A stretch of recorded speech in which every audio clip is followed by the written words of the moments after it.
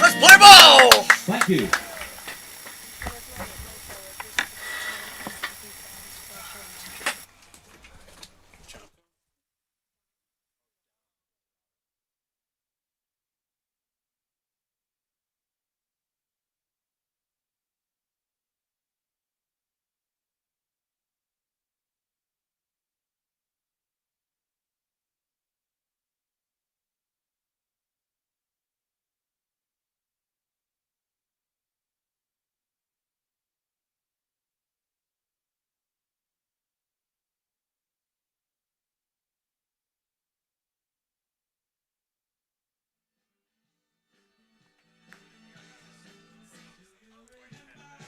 It's Arroyo Seco Saints baseball here on Sunday evening. Wherever you may be, Alex Naveja with you all. Alongside of me Charlie Duncan. My apologies on that one, Duncan. I'm so used to having Tommy alongside of me. Brain fart there. My apologies on that one. As your Arroyo Seco Saints hosting Orange County Riptide. This is the second time that they face off against each other in the same week, but it's the Arroyo Seco Saints who came up with the victor 14-4 in that first matchup between the two on a Tuesday. As we bring you the starting lineups for the Orange County Riptide, Spencer Servin will be leading things off. Jack Thomas Waldo will be hitting second. Austin Krisick hitting third. Eric Bijani will be hitting cleanup. Darian Williams is hitting fifth. Terrence Simmons hitting in the sixth slot. Efren Cervantes will be hitting seventh. Cody Dries hitting eighth, and batting ninth is Tyler Griggs. As we set up the Saints defensively, Jack Burton playing over in left, Cooper Elliott in dead center, Josh Cowden playing over in right, Drew Cowley playing over at third, Brandon Boning at short, Jackson Cobb playing over at second, Blake Marsh playing over at first. As the first pitch, it's a ripper going over to Drew Cowley. First pitch, one gone.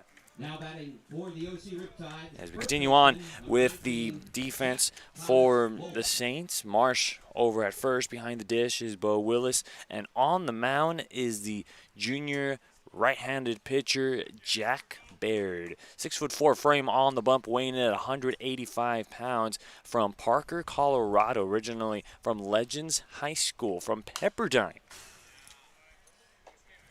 As Jack Thomas Wald fouling off the first offering, 0-1 the count. And for those of you just joining us, it was a scorching lineout hit by Spencer Servin for the Orange County Riptide.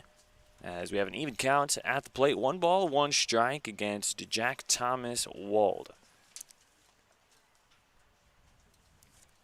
As the very next pitch, very nice breaking ball there. We'll be seeing some breaking balls, some changeups as well coming out of the hands of Jack Baird. Expect to see the fastball as well.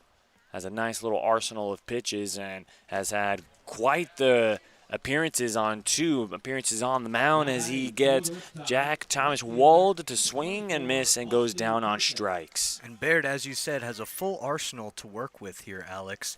He's going to establish his off-speed very early, and that'll help out his fastball. He said that he loves his off-speed pitches. It helps him sometimes establish the fastball, which is uncharacteristic for a lot of pitchers, but works for him here. Definitely able to retire the first two. Serving on the line now, and Jack Thomas Wald on the K as Austin Krisick stepping up to the plate. He falls behind to the count 2-0.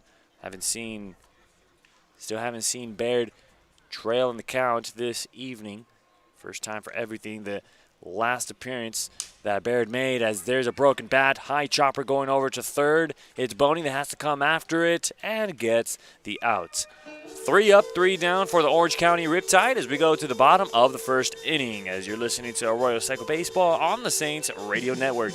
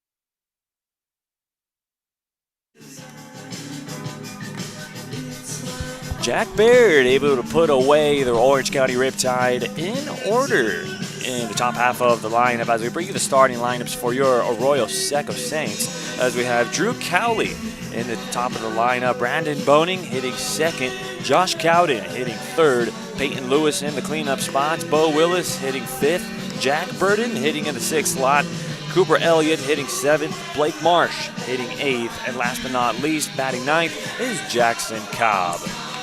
And Peyton Lewis back at the DH spot he caught for the Saints last game. Works a little bit with Bo Willis and Tanner Lindsley to work in there. And it's good to see him back at the DH spot. He could focus a little bit more on his hitting, and he's going to really attack the ball today, and he's going to show you what he's been working on so far.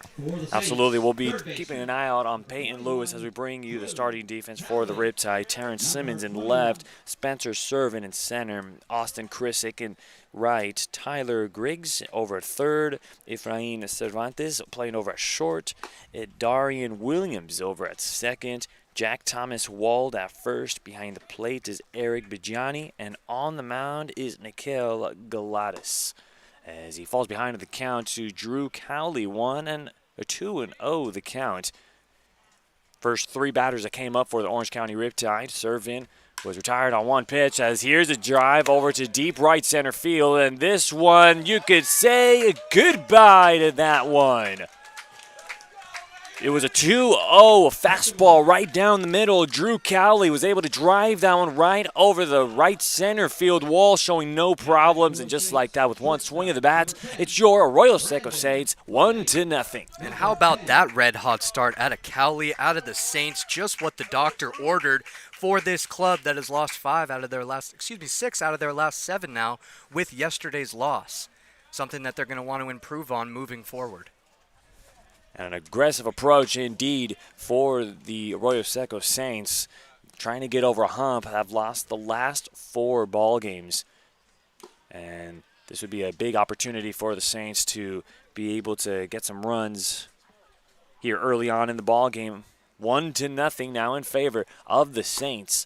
Attacking early on with the leadoff batter, Drew Cowley, facing off against the starter, Gladys. And unfortunate for Brandon Boning, hitless in the last game yesterday against Conejo Oaks. Looking to change that here against the Orange County Riptide. And as you said, Alex, the Riptide was the Saints' last win in their last 7 games after starting 4-0. And here's a pop-up in foul territory. It's up to the catcher to come up to get it, Eric Bijani. Now batting for the Saints, right fielder, number 27, Josh. It seems the slump for Brandon Boning continues. Still looking for that hit here. And it's a little bit surprising with the red-hot start that Boning had. Seemed to be the guy with Cobb. That duo was getting on base remarkably almost every time. Their on-base percentage was over 800 to start the season. Obviously, as the season goes on, it starts to decrease. And Boning definitely coming back from cloud 9 and definitely has been on a slump as Josh Cowden waving through the first offering 0-1 as Mikael Galatis, 5'11" frame on the bump, 210 pounds from Artesia, California, the local boy. Artesia about 40 minutes away as here's a ground ball slapped the other way. That ends up to left field for a one-out single, served nicely by Cowden. Now batting for the Saints, designated hitter, number 11, Peyton Lewis. Cowden, another one without a hit yesterday, had 2 base on balls, a strikeout, and a ground out. Good on Josh to get this game going with a hit. So now here's the designated hitter, Peyton Lewis, to step up to the plate, and it's looking like the first ball game between these two programs already. It was the Saints jumping ahead 3 runs over at Great Park, and ever since then, they never looked back after that. 3 runs in the first, 4 in the second. Those 7 runs of run support would be plenty for the Saints to work with there to give them their first divisional win, as it was Hansen who got the start. 4 dominant innings, 3 hits permitted, 1 earned run, and struck out 8 Riptide hitters. An absolute memorable day on the bump as here's a fly ball over to deep center field. Definitely playable. Put away there by Spencer Servin. Your attention, please. Now batting for the Saints, catcher. So Peyton Lewis giving that one a rip to dead center field. Just could not get any help here as Bo Willis now stepping up to the plate. And it seems like we haven't really seen very much action lately from John Bo Willis. And, quite frankly, we've seen Coach Milam go with Tanner Lindsley behind the dish, but we're starting to get a bit of a different look there as he falls behind at the count 0-1. Good to see Bo behind the plate again. He does a really good job at protecting the plate for the most part. Keeps the balls in front of him, and he does a great job getting bat on the ball. It's just about getting a little bit more contact and finding his right pitch here. As he goes after the 0-1, this one is skied. See if there's any more space. Runs out of it. That ball bounces inside of the Riptide dugout. And quickly the count 0-2. And Bo Willis on 29 at-bats, averaging .241 with a .275 on-base percentage with 3 runs, 7 hits. Still has not gotten an RBI this year and has 1 base on balls. And he's having a very aggressive approach at the plate, swinging at all 3 offerings. Currently at him on deck is Jag Burden. Bo Willis, he's a fighter. He's not going to go down easily. He's always going to give you all he's got, and a lot of these Saints players will. They give it a lot of work in the offseason. And here's a rip over to down the third base line, and that one just tails foul. He wishes he had that one back.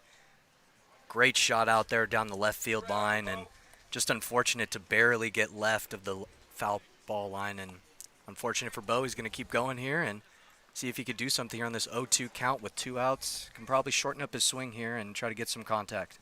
Well, I'll tell you one thing, Galatis on the bump will definitely think twice before delivering that one once again, as we'll go ahead and do it again. No balls, 2 strikes. Here's the pitch, breaking ball. There it is in the inner half of the plate, and down he goes on strikes. But 1 run, 2 hits, no errors, and 1 runner left on base. Thanks to Drew Cowley on the long ball to right center field. 1-0 in favor of your Arroyo Seco Saints.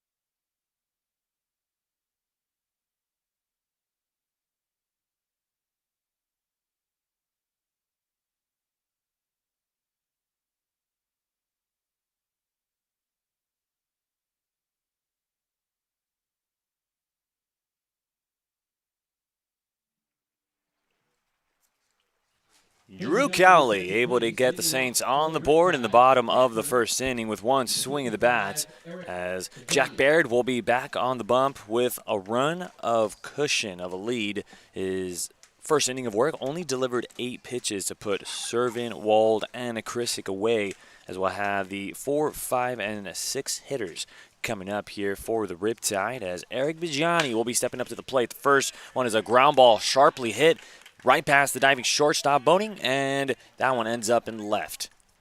Good on Bijani there.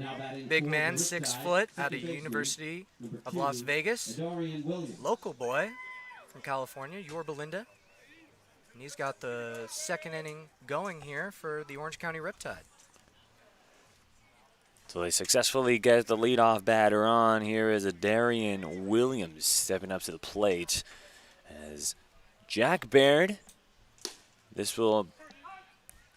4 innings of work, 5 base hits permitted, 1 run, no earned runs with 3 Ks, 1 walk, and has no ERA. It's a 0.00 clean sheet.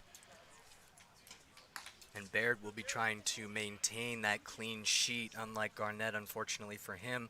Gave up his first couple runs of the season yesterday, gave up 4, unfortunately, in a mirror game that reflected the Thursday night game just yesterday. As the 0-2 pitch gets him no chase after it, and another one bites the dust. What a great off-speed pitch there out of Jack Baird. He's looking really good. And speaking of mirroring, I think the Saints are looking to mirror what they did on Tuesday night against the Riptide. A little bit of a different result, looking to turn the ball around here, get things going, get the ball rolling, and it's going to be a really critical game here if they can't do it.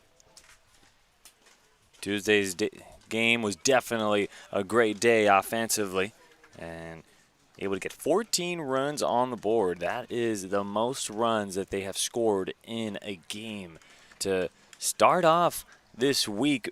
Red hot, but they have played some tough SoCal opponents. San Luis Obispo Blues had a tough time with the Conejo Oaks as well. They've been giving them their fair share of headaches. Just haven't been able to figure out the Conejo Oaks, and guess what? They played them twice, and they're going to play them again this coming week. So it's almost in a 5-day stretch, you play that team 3 times. And they're looking to at least get 1 out of the 3. They also play them on their final game of the season as well. Also falling to the Barons on Friday night. Just some really tough losses for the Saints. They've been pitching very well, keeping the games low scoring. It's just been the offensive side of the ball. Can't really get things going. They're trying to put together different lineups, as we've seen unconventional lineup on Saturday. And here's a bouncer going over to second. Cobb steps on the back, throws over to first, and it's a 4-3 double play. And it's an inning-ending twin killing there. The defense having the back of Jack Baird and keeping the base path erased and clean. 1-0 in favor of the Saints, as you're listening to Arroyo Seco Baseball on the Saints Radio Network.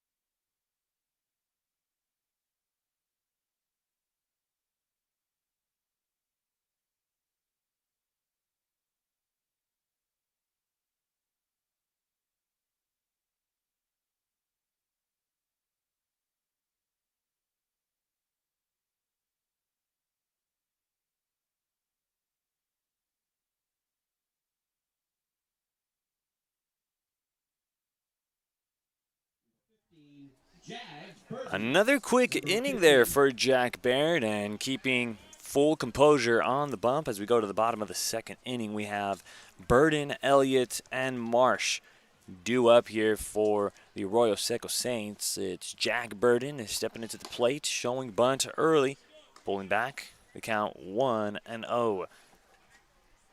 18 pitches used there by Nikel Galatas. Looking to be a little more efficient here. Had to work some overtime in that previous inning as he evens it up here at 1-1. That was pitch number 20 there by Galatas. And to give Galatas a little bit of the benefit of the doubt here, Alex, starting off with a home run is always hard to come back from. Good on him getting out of that inning with just 1 run scored. And we'll see how he attacks here in the second. Might be a little bit more cautious on some of those pitches, leaving him up in the strike zone. Gets Burden to go fishing with a pitch down low, and he's quickly in a 1-2 hole. Nice spot there by Galatas. Did not miss by a whole bunch on that one. That's a pitch that you throw with a lot of confidence. Just below the knees there. Looks to have just missed it. Hopefully the ump stays consistent with that call today. Comes in with the 2-2. Defensive hack there results in a floater, and that's going to split the gap. That ball goes to the left center field wall, and coming in standing is Jag Burden for extra bases. Number 3. And how about that? The Saints starting off with a home run in the first, and now a double here in the second. Couple of extra base hits. You'll love to see that start from the Saints.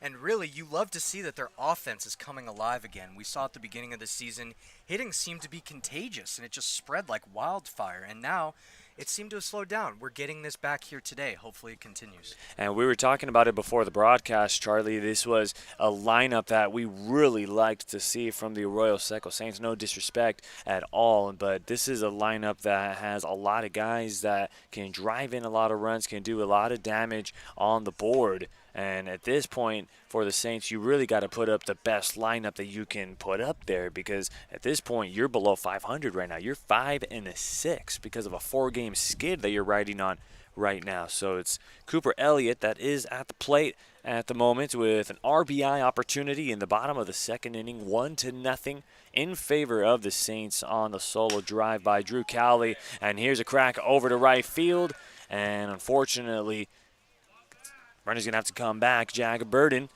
did not tag on the play, so 1 gun. Very good on head coach Aaron Milam. He said this lineup specifically. It was a 12-3 victory in the home opener, and it reflects this lineup. Just subtracting Jake McMurray from the lineup, basically consistent with what we saw in that 12-3 win. Hopefully it comes out here again. This lineup has a lot of chemistry, not just the talent. They bond well together, and it seems like the hits come after one another perfectly. They start the new hitter Blake Marsh with a pitch. Yes, Marsh out of the lineup the last few games. Last game he started was the Thursday game against the Conejo Oaks. Good to see him back in the lineup. We're hoping for a big game out of him. As Blake Marsh coming in with a .222 batting average, but that on-base percentage is the big one that you should keep an eye out on. Just finds a way to get on base. .555 on-base percentage. Does have 2 walks with 1 RBI with a run scored. This will be an opportunity for him to definitely get that on-base percentage up for sure, and that average to also get up there as he tries to go after one low. The count 1-1. And good on Blake Marsh as well. A lot of playing time out of him, and he's keeping the strikeouts low. He's have one of the lowest strikeout percentages on the team. As you mentioned, really good on-base percentage, above 500. That's something that you're looking for. Had a big decision here and probably starting him tonight. As Galatas kicks, delivers, and gets the breaking ball in there for a called strike. 1-2 now. As Jag Burden was able to lead off the inning with a leadoff double. Looked like his back was against the wall, but was able to put a protective swing over the plate and was able to poke one all the way to left center field wall, and really didn't look like he put much of a swing on the ball, but the way it traveled, it was ridiculous on how much he put it. It wasn't much of a swing, but the distance that the ball traveled off of that double it's really amazing to see. That carry, it looked like a golf shot. And as Happy Gilmore once said, it's all in the hips. And sometimes with baseball, it can be all about just getting contact, putting bat on the ball, and that thing will carry, especially with Galatas throwing the way he is. He's got a lot of speed on that ball. If he makes some contact, it's going to travel like that. Comes the 2-2. Marsh trying to protect the plate and swings and misses. Now batting for the Unfortunately, Saints. the second strikeout today now for the Saints. And as I just mentioned, Blake Marsh keeping that strikeout percentage down. Hopefully I didn't jinx him there. Unfortunately, he goes down swinging, protecting the plate. Good on him, going down fighting. Did you give him the broadcaster's jinx? You know, Alex, I thought that was your job, but apparently I didn't knock on wood. That was the issue. I always knock on wood, Alex, and you know, I forgot to do that this time. Well, folks, unfortunately, we do not have any wood here. If you guys would like to kindly donate some wood, it would be very much appreciated here in the broadcast booth. Some plywood, spruce, oak, whatever you got, we'll take it here because we could use it. Make sure we don't do anything to our guys to mess them up out there. Don't want to give any more broadcasters jinx. That's for sure. Jackson Cobb now at the plate. See if he can swing some wood. Currently up in the count is the 1-0. That one stays high. 2 balls, no strikes. And by the looks of things, Nikhil Galatas averaging a K an inning so far. Struck out Bo Willis looking on an off-speed pitch that was able to catch the inner half of the plate. Then Marsh, as there's a throw down over to second, and gets the runner in time. Jack Burden was caught napping, and Burden wasn't quite sure if he was really thrown out there. And having a word with the second base umpire, but no, none other. Great toss there by Eric Bigiani to put an end to the threat for the Arroyo Seco Saints. Not something you want to see for Coach Milam, but they still maintain a 1-0 lead as you're listening to Arroyo Seco Baseball on the Saints Radio Network.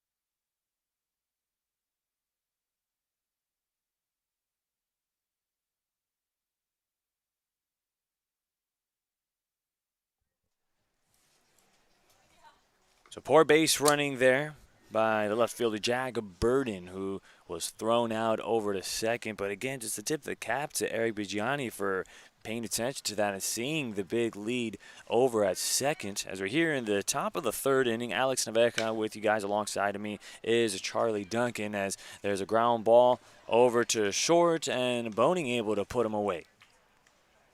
Yes, and that was an issue at yesterday's game as well, Alex. Some poor base running and really some catchers having some heads-up plays to pick some of these Saints guys off. And that's something they're going to have to work on as well, making sure that they're aggressive on the base path, but also smart. You got to maintain your intelligence there and to have that big of a lead. Caught napping really right there. Unfortunate for the Saints. As Cody Drees steps up to the plate. Ahead of the count, 1 ball and no strikes, and I know you can vouch for me, Charlie, as yesterday's ball game, they lost a very unfortunate ball game yesterday against the Conejo Oaks, and it was a ball game that was well fought until the end. And after the ball game, you were talking about how Coach Milam said, hey, everybody, we're showing up early tomorrow, talking about today. We're going to have a practice today. And yes, they got here an hour early, 2 o'clock showtime, call time for this 6 o'clock game, 4 hours in advance. really shows the level of dedication that the head coach, Aaron Milam, has, the overall coaching staff. They're not paid to do this. They come out here and they show their love for these players. As the 1-2 pitch, they give this one a drive over to deep left field. That one continues to carry. That's off the left field wall. Burden tried to come up with a leaping grab, gets that one into the infield as quick as possible, and it's a one-out double by Cody Drees. And really the first big hit we've seen allowed out of Jack Baird, the big senior out of Pepperdine University. This man, he's very cultured. His favorite TV show is Workaholics. Favorite movie is Hot Rod. And Childish Gambino is his favorite music artist. So a lot of diversity there. Just like his pitches, we're going to see a lot out of him. And so far today, it's been good out of Baird. He's been mixing up his pitches very well. He's been hitting the zone. Unfortunate for him there, that ball really carried out, close to going out right there. Lucky on him to just get a double. Well, we've definitely got to say the difference in dimensions here in Jackie Robinson Field. That the ballpark definitely kept that one inside. The dimensions over in left field is a 374. The biggest part of the ballpark, definitely, dead center field is 364, and down the first base line is 345. Some dimensions you don't see in an everyday ballpark. There's a back pick going to second, and which allows me to transition to this next point. We were talking about how Coach Milan was telling the guys to report at 2 o'clock. They usually report at 3 o'clock, as some of the things that this team practiced on was exactly that. Back picking a second and having the pitchers practice on their bunt Ds. It wasn't just the pitchers, though. It was the position, the infield as well, having these corner infielders having to come in, crashing for the bunts. And it started, as always in most practices, it starts off a little rusty. It starts off a little rough. But this team just continued to practice, and they continue to put in work, and it started to look very clean, look very crisp, and even Coach Milan was working with some catchers on some throwing mechanics as well before the ball game today. So very nice to see the Saints get some practice in as the 3-0 pitch, and it's a 4-pitch passport to Tyler Griggs. And no surprise there, Alex. We saw in that Conejo Oaks game, 2 errors off of 2 bunts ended up scoring 2 runs for the Oaks, something that head coach Aaron Milam definitely took note of in that game. Also, 4 stolen bases for the Oaks. A lot of base running and some slow pickoffs, some really slow pop time that we saw. We're going to need to see more if we're going to want to slow down these base runners on these paths. And it was some good defensive work before the ball game. So we'll see what the results show here as we go back to the leadoff hitter, Spencer Servin, who waves that and misses through the first offering, 0-1. And for the first time today, we see Jack Baird in a bit of a jam with runners on first and second. First time we see him working with 2 base runners. We'll see what he can do. And here's a crack over to deep left field. Burden unable to make a play. That ends up at the wall. 1 runner comes in to score, rounding third and getting the green light. The throw is not going to be in time, and just like that, the Riptide with 1 swing of the bat, 2-1. And again, it seems that Baird leaving that pitch up in the zone, and for Spencer Servins really taking advantage of that pitch as we saw early on. Cody Dries as well also had that big shot just by carrying it well in the zone. And for Jack Baird, a man who is not used to giving up so many runs, as you said, Alex, he has a clean slate. That's now gone. And the season high that he had in both hits and runs last season was 3. So you could see that he keeps his ERA low and he doesn't allow many runs. So hopefully he can stop the bleeding here at just 2. Definitely would like to keep it at a 1-run deficit. And the first pitch, it's a deep drive over to center field and going at the wall and crashing. Cooper Elliott making the grab. Wow. And could have had the runner picked off over at second as well. Spencer Servin was well off getting on his horse and trying to come in to score. Thought that Cooper Elliott was not going to have a play on it, but way to sacrifice your body and way to be able to read the ball and make the grab. Elliott at the warning track there. You love to see those plays where you don't know. It's right on the edge of, is it a home run? Is it not? Is he going to catch it? Right there, able to make that play. Amazing job out of Cooper Elliott. almost gets the double play. Would have been out of the inning. Would have been great if he had a cannon to fire that back to second. And we're starting to see a much more defensive Arroyo Seco Saints approach here after that ball getting over the head of Jack Burden, as he was able to put away Jack Thomas Wald. As it's two-gun, Austin Chrisick stepping up to the plate. And Chrisick gives this one a ride over to left center field. Elliott will be there and make the grab. So 2 runs, 2 hits, no errors, and 1 runner left on base. Orange County Riptide on the lead as you're listening to Arroyo Seco Baseball on the Saints Radio Network.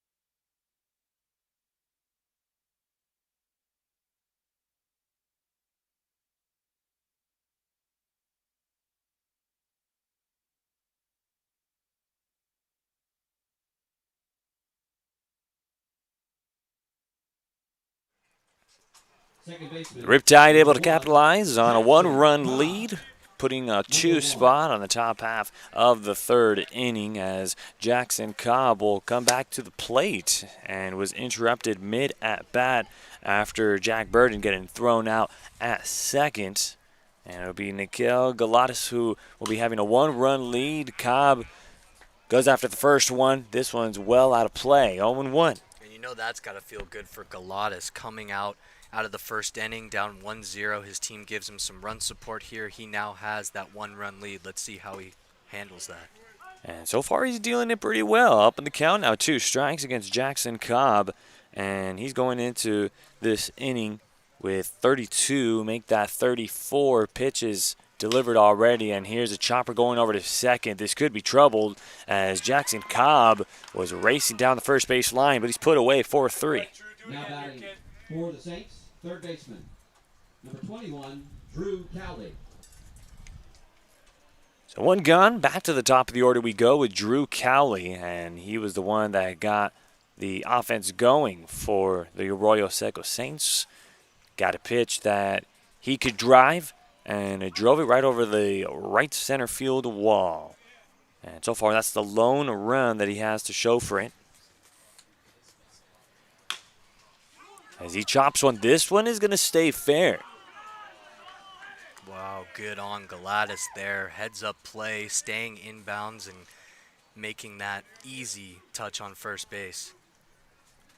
Wow, for those of you scoring at home, you get to put 1 U on the put out there. How often do you get to put 1 U? You usually put maybe 3-1 1-3 or 3 U, but no, it's 1 U in the scorebook, folks. So what a way to record the out there. And you love to see the pitcher get off the mound and make a play there, showing that athleticism. Good on Galatas there.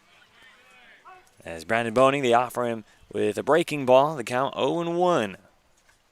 As for Brandon Boning, the Cal State Northridge product, his superstition is wearing a rubber band during games. Let's see if that rubber band can come to his aid here. He said the best advice he ever received was to slow down, breathe, and get after it. And hopefully he's taking and heeding a little bit of his words as he starts to move on. We know he's in a bit of a slump here. Let's see if he can breathe and get after it. As the 0-2, this one is a high chopper, but is going to go foul. Can you imagine how many rubber bands he's gone through? I mean, if you go 0 for, I can only imagine he changed out the rubber bands or rubber band that he had on, because there's a lot of major leaguers that really have their superstitions. And I remember one famous David Ortiz, also known as Big Papi. He would come in with some batting gloves, and if he went 0 for that day, he threw out those batting gloves to get a brand new pair. So baseball, we're filled with superstitious things, right? Oh, and I love superstition. No matter if you're a fan or a player, it seems that everyone kind of has their ritual, something that they do, a product that they put on, some piece of garb, anything that they really carry with them to give them a little bit of an extra boost. And as for that question, Alex, I think it's 100 plus rubber bands. And here's a ground ball, routine over to short. Not very routine for Cervantes as he bobbles the ball. And that'll go down as Now batting E6 for the Saints, right on fielder, Cervantes. 27, Josh Interesting Cowden. bobble there. Seemed like a pretty routine play, as you said, Alex. And don't know if he maybe rushed himself a little bit there, but the Saints will take it, and this will begin this hopefully 2-out rally and start to be putting together some hits. Josh Cowden, in his last game, he really utilized the pitch count. He tries to get pitchers up in the count. He had full count 3 out of his 4 at-bats, and that's something that as a coach you can take pride in, that your batter is really waiting for his pitch and getting that pitch count up. Going after the first one, that's a long strike for Josh Cowden. He is 1 for 1 with a single the other way. And this is a guy that has some great directional hitting. He doesn't necessarily always pull the ball. And it's great for defenses because it's how do we play against this guy? You know, like he's not a left-handed batter that's going to always pull the ball because he'll sometimes poke it the other way just like he did his first time up. So when you have a guy like that, it definitely makes it a lot tougher to be able to, hey, how are we going to play this guy? It sure does, Alex, and he's a different breed, Josh Cowden. He can be the guy, he can be the game, the difference maker for your team, and they definitely know that on the opposing side. The Riptide know this, and he starts this game off with a single. He's going to try to keep doing some damage against Galatas here, keep him up in the count, and let's see if he can drive this run in on a seed sent out in the outfield. He has the capability to do it. And Josh Cowden, definitely one of them. As there goes Brandon Boning, and it looks like it was Eric Bigiani that was playing with a bar of soap there. Couldn't hang on to the baseball. And look at Cowden there swinging. Maybe noticed that his runner was going. That little swing in front of the catcher really can disrupt him. As we saw there behind the dish, he was unable to handle that in Eric Bigiani. And we will see now the man Boning at second. And if you ask me, this is the right guy for the right moment, as Josh Cowden leading this team right about now with 10 RBI. Nobody really being able to keep up with Josh Cowden with those 10 RBI. The only guys that come close are Jack Burden and Peyton Lewis, both of them with 6 ribbies each.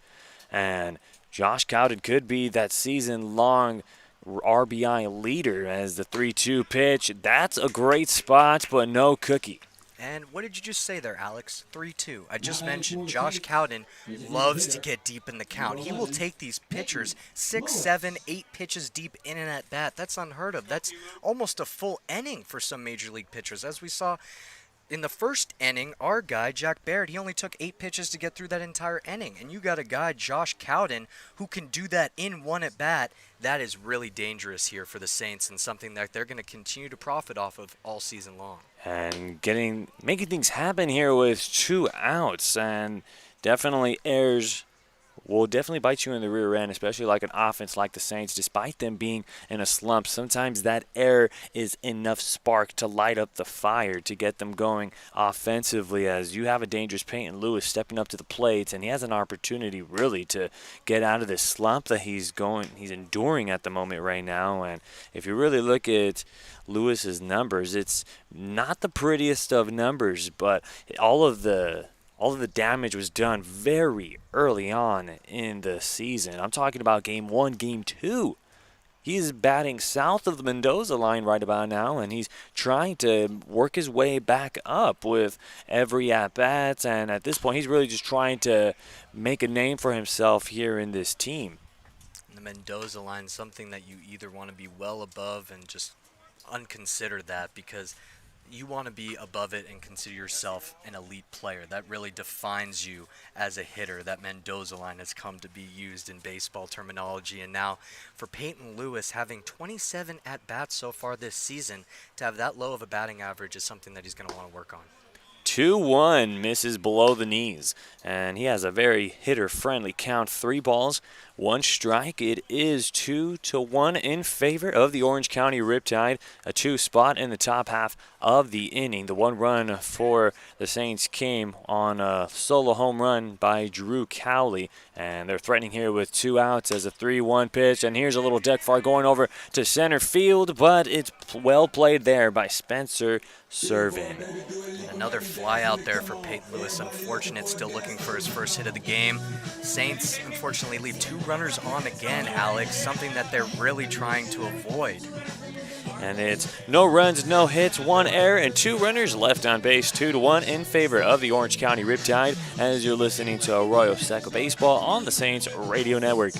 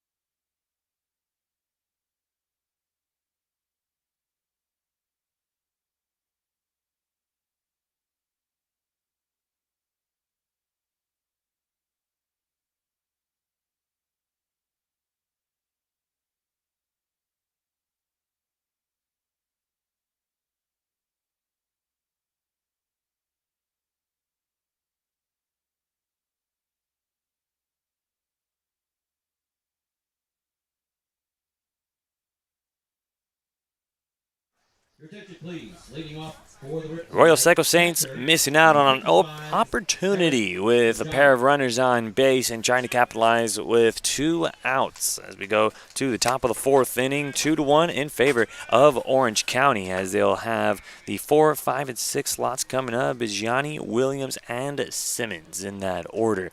And Jack Baird will come out for another inning of work, and he starts Bigiani off with a breaking ball upstairs, 1-0.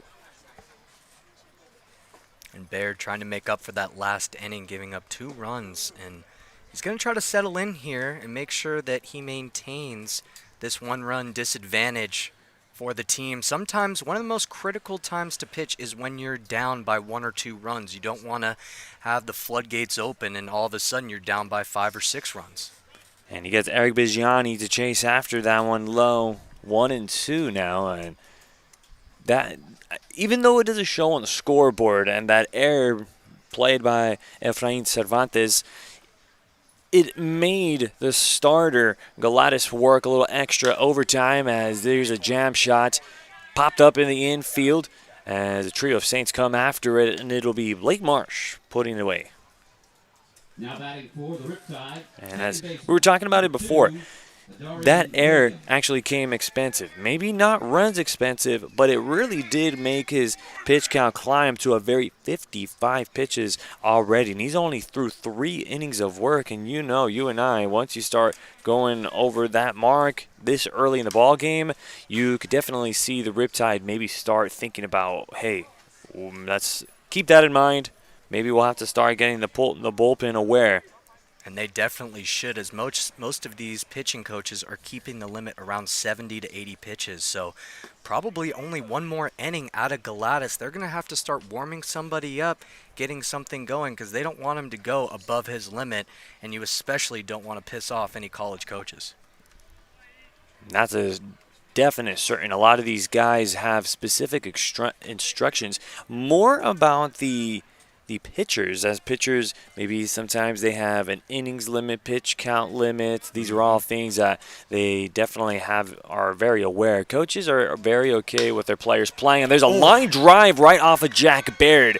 Looks like he responded to it very nicely, but then after that, it looked like he jumped up. We're going to definitely keep an eye out as Coach Milam is coming out of the dugout, going to check up on the hitter, Willis but seems now to be down too. now it looks like Bo Willis looks like maybe he got hit on the backswing of the bat. So we'll be checking up on two guys as Orange County, they have their physio now checking up on Bo Willis, and at the same time they're also going to go ahead and check up on Jack Baird. Ooh, there's something in his eye, it seems like, Alex. They're checking up on him, but both of them seem to be okay. And Jack Baird, he's just laughing it off up there. And he seems like he's all right, and he's ready to get back out there. And as for Bo Willis, maybe some eye drops needed for him. Maybe got some bad dirt in the eye, got maybe an eye scratch or something. You hate to see anything disrupt his vision, especially as a catcher or any ball player really out on this field. With baseballs flying everywhere, you definitely need your eyesight, and we're going to see if this is call for a substitution here. Well, it looks like they are going with the eye drops, but as you were talking about it with Jack Baird, it's definitely going to take a lot more than a line drive off of his leg to take him out of the ball game. And, I mean, catchers, and on another note, these guys are warriors. These guys will definitely take a beating as they do on a regular basis behind the dish, and they're already used to it. They're okay with it, but sometimes, as you mentioned, the dirt getting in your eyes, it's a night and day difference. As we'll take you back to what happened exactly as Darian Williams hit a scorching line drive right off of the leg of Jack Baird, and while that happened, it looks like there was some dirt that got into the eye of Bo Willis. But by the looks of it, applauds are going on. Both players are okay. Bo Willis, he's masking up. He's ready to continue to play. But for safety precautions, the coaches are requesting for Baird to deliver a couple of pitches to make sure his mechanics are okay and make sure that everything is still fine and dandy and working and he's well oiled. But now what I wanted to talk about with you is this brings into a very good transition, as a lot of these college coaches, they really are going to make sure that their players are very healthy during the season, during the summer, and the last thing they need is for their player to come back and he says, "Coach, I have an elbow issue," and you're a pitcher. That's the last thing that you want to hear going into your season, your program. You're about to get into conditioning work, and a pitcher says, "My elbow hurts," or anything, really. This hurts. And you hope these coaches at least realize the amount of work and time that these guys are putting in the off season, no less, to refine their game. So if they come back maybe with a little injury, hopefully they're a little bit more accepting than if it was just some party injury, if they went out with their friends and it was something dumb. They're playing baseball. They're working on their craft. So coach hopefully won't be too upset with that outcome. And so far, we're seeing Terrence Simmons with a very swing-happy approach right now. 0-2 the count, and Baird really does have him well fooled here.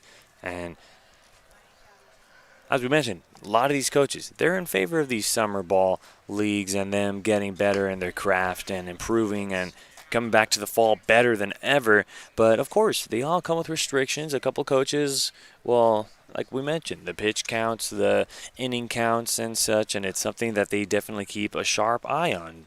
But here comes the 1-2, and this is going to be out of play by Terrence Simmons. And Simmons grounded into the 4-3 double play to put him away and to finish up the inning there for Jack Baird. Hopefully Baird looking for the same outcome here with one out. And, of course, what's on the back of all of our minds is we'll see how will he rebound with that line drive off of his leg. It is definitely something worth keeping an eye out on, taking a look at it. And by the looks of it, he's doing all right. He's still firing strikes, trying to get Simmons to go down on strikes, maybe try to chase after something as here's a ground ball, and that rolls its way over to right field. And they're going to play it station to station. Don't want to risk anything. Make it runners on first and second. Yes, and we know what happened the last time Baird had runners on first and second, Alex. Now with one out here, he's really going to try to bear down and make sure that he has total control over his pitches. He still has a little bit of a smirk on his face, and he seems like that injury isn't bothering him at all, so that's really good sign for the Saints here, long term especially. Baird needing to settle down. He's leaving those pitches up in the count, feeling like a little bit of batting practice out here. Oh, that that line drive off of his leg. That is well behind him right about now. Now he's just focused on trying to get these last 2 outs as he's facing off against Efrain Cervantes, who grounded out to short his first time up. And look at the first time through the order. It was definitely a very good start, being able to get through the first 6 hitters and 2 innings of work. It wasn't until the 3rd inning that gave Jack Baird some issues, resulted in a 2 spot with a 2 RBI double hit by Spencer Servin, and definitely trying to get back to a smooth inning just like he had in his first 2. As we've seen, though, Alex, a lot of those outs were really deep fly balls. They were carrying out there, so he's going to want to limit those as well. Even though they are outs, it's still a really deep shot that could have ended up a lot worse. Definitely some dangerous territory. We were talking about it in between the innings here. These are deep, high pitches that definitely have been going to the deep part of the outfield. These aren't routine fly balls, no matter. These are some deep fly balls that you definitely need to be afraid of, as a 3-1 swung at and missed. Being able to get back into the counts and filling it up 3-2 with 1 gone here in the top of the 4th inning. It is 2-1 in favor of the Orange County Riptide, looking for some more runs and give some more run support for Nikel Galatas, who's on the bump for the Riptide, and Jack Baird really just trying to keep this as quiet as possible as the 3-2 pitch is a rip and another one bites the dust. Just what Baird wanted right there. Huge confidence booster for him. Now his 3rd strikeout of the game, almost maintaining that strikeout per inning, trying to get back up there. Let's see if he can get a 2nd strikeout here of the inning and a 4th overall for the game. I'll tell you one thing, Charlie. He was definitely striking out a batter an inning that really was disrupted on that big 3rd inning for the Riptide, but trying to get back into it just like you said it there. But so far, Cody Drees fouling off the first pitch, 0-1 the count. And Cody Drees really looking to help out the Tide. Giving some more run support is just what Galatas would want, and he has runners in scoring position potentially. We saw a runner score from first already today, so we could see that happen again. Some pretty good production here for the bottom half of the order for the Riptide. It's Drees and Griggs who came in to score on the 2 RBI double by Servin. You're used to seeing maybe the top part of the order, the middle part of the order. No, it's this bottom part that's setting up the stage for the top part of the lineup. That's usually what you like to see. Like to see the production somewhat spread out, and just imagine this is the bottom half of the order. Just wait till you see the middle or the top. And sometimes, Alex, we know baseball is a full team sport. Sometimes the bottom half has to carry it up, but at other times the 9-hitter can be presented as a leadoff in terms of getting a specific strategic placement for that 9-hitter. Sometimes we see Jackson Cobb a lot in that 9 spot, and he acts as a leadoff hitter more times than not. It's a perfect position where it usually comes up a lot. Say in the 3rd inning, 6th inning, you'll get that 9-hitter to lead off. So could be a bit of a strategic play here for the Tide. 3-1, a bit of a slow swing there by Cody Drees. Was trying to hack at that breaking ball, foul tipped it into Bo Willis's glove. We've got ourselves another full count, 3 balls, 2 strikes, just like the at-bat against Efrain Cervantes, who also filled up the count, but resulted in a K. So we'll wait to see the 3-2 and a protective swing by Drees. He keeps it alive. And we just mentioned how the Saints' batting proficiency, their efficiency of getting the pitch count up. Now it seems the Tide back-to-back full counts, as you just said. It's going to be interesting to see how much longer Baird is going to continue as his pitch count starts to get higher and higher. The 3-2, this one's well hit over to deep left field, but will trail foul. That could have been really dangerous there, Alex. It was a hit-and-run scenario, obviously on a 3-2 count with 2 outs. Runners are going, and if that ball dropped, that was definitely going to score 2 right there for the Tide. The Saints fortunate that that ball tracks out of bounds. So what a difference of an inning here for Jack Baird. 27 pitches already delivered here in this inning, and so far it has been a different inning for Baird. 8 in the first, 8 in the second, 11 in the third, and now 27 here in the fourth. The Riptide trying to give the favor back to the Saints after the Saints working their starting pitcher as they lose Cody Drees. And it's not the right direction that you want your pitcher to be going. Especially, you want that pitch count to sit right around 12 to 15 an inning. Once you start getting into the 20s, especially the high 20s, Alex, it's cause for concern and something that you definitely don't want to duplicate in back-to-back innings. Let's see how Baird handles the pressure here with 2 outs, bases juiced for him. And he's going to have to rely on his pitching skill and his defense here to try to get him out of this one. Tyler Griggs back to the plate. 1-0 the count after that miss.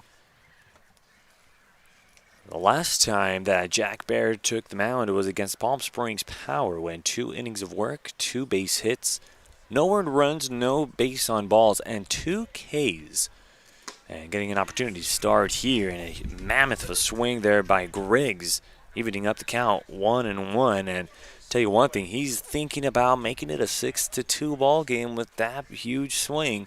One swing of the bat could do it, Alex. And as for Baird, this is super unconventional for him. You just mentioned that amazing outing he had against a great power team, now with bases loaded here.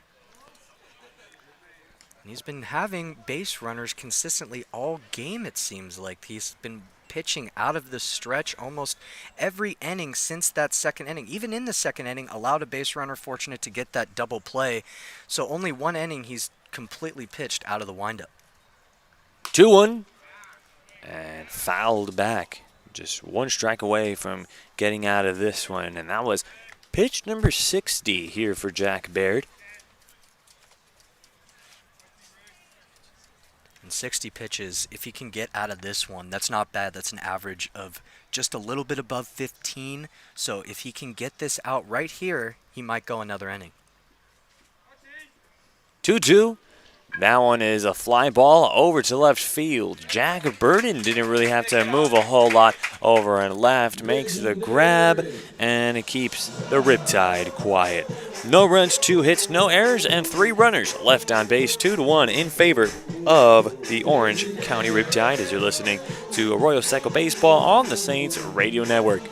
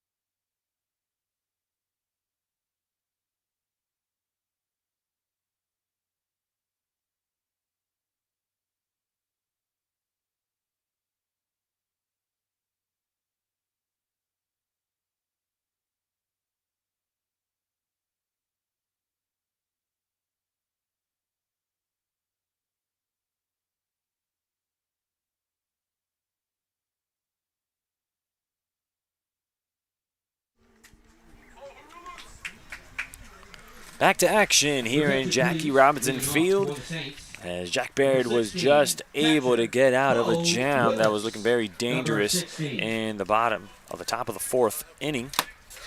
2-1 in favor of Orange County. We'll have Willis, Burden, and Elliott coming up to the plate as Bo Willis up in the count. 1 ball and no strikes as the final pitch total that was delivered by Jack Baird, 33 in that inning, bringing him up to 61 total pitches delivered in that inning. So they're going to be neck and neck now as Galatis and Jack Baird. Galatis going into this inning with 55 pitches delivered as the 1-1 check in and is able to hold up on a swing. 2-1. Bo, a strikeout victim, looking his last time up against Galatas. Going to want to do something here to avoid that. Goes after the high cheddar. Sometimes it looks very good, and I know the phrase at times, if it's high, let it fly. If it's low, let it go. Sometimes it just jingles in your head, but maybe not that high, as there's a breaking ball that looked a little better there and just misses, staying up, and it's a full count. It's tough to lay off of some of those. It's really tempting to hit those high, fast ones.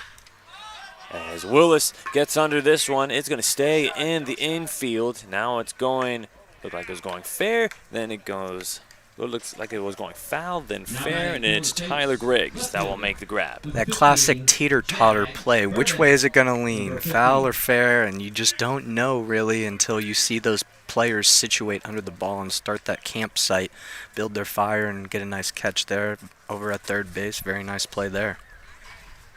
So they put away the leadoff batter. Jack Burden comes right back up with it. It's a slow roller going over to short. You're going to have to get rid of it quickly, and Jack Burden beats out the throw. Wow, what a wheels man over there. Show off that speed, Barry.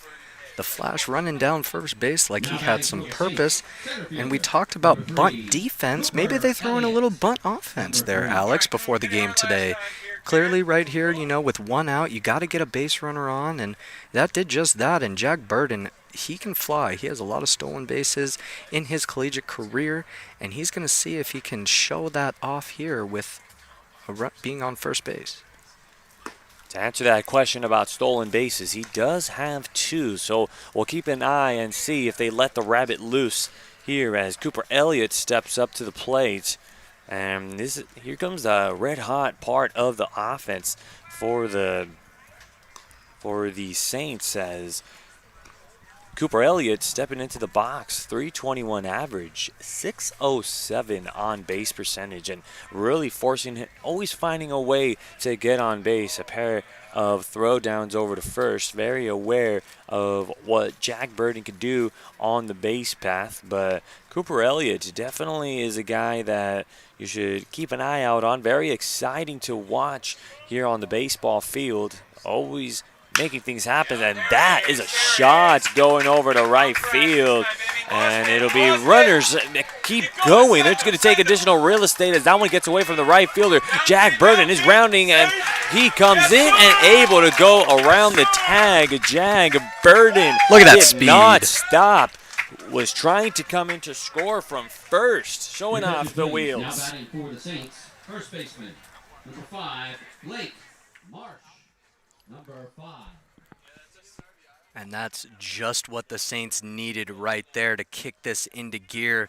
Started off with the solo shot, but we saw Galatas get into his tempo. He was really starting to come through and get stuff done here for the Riptide. Now the Saints throwing him off his tempo a little bit. He was quick pitching him a bit. Now they've got him off of that. Good on the Saints for doing that. As Blake Marsh fouling off the first offering, but it was just a matter of time. Jack Burden is a very exciting guy to watch as well in the box. Always, at some point, he was averaging a base hit and actually ran into a 1-2 game skid. Really wasn't all that much.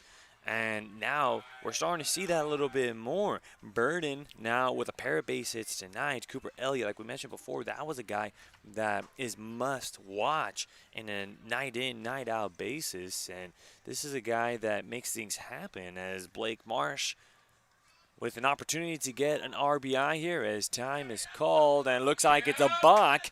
And trotting into third is Cooper Elliott. Galatas very frustrated at himself right now. Seems to be a bit rattled on the mound. Going to have to shake off that big power hit by Cooper Elliott. And as you were saying, for Jack Burden, really a dominant hitter on this team. He had I believe it was a 5-game hitting streak going at one point, now up to 3 again. So good on Jag, really putting these games together and maintaining consistent hitting, just what you want out of a player that has put in a lot for this team, an outfielder that has put in a lot for his college and will continue to throughout this season.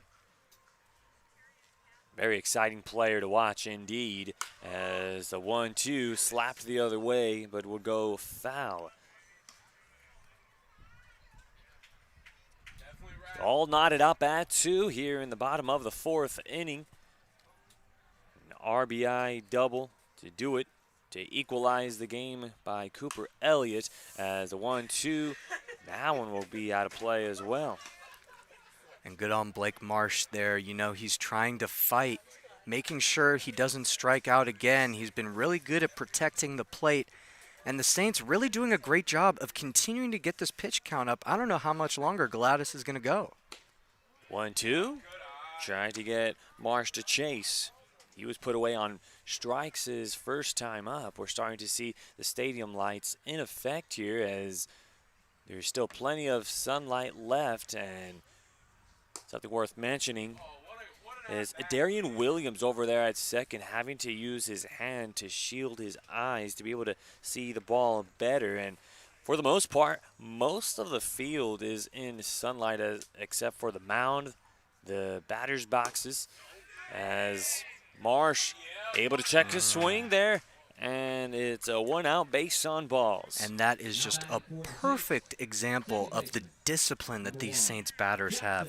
That was the most tempting pitch. That's like leaving a marshmallow right in front of you, a nice juicy s'more, and not taking it, not taking a bite. That's a great job there by Blake Marsh, leaving that cooking and takes a nice base on balls there. Now we got runners at the corners for the Saints.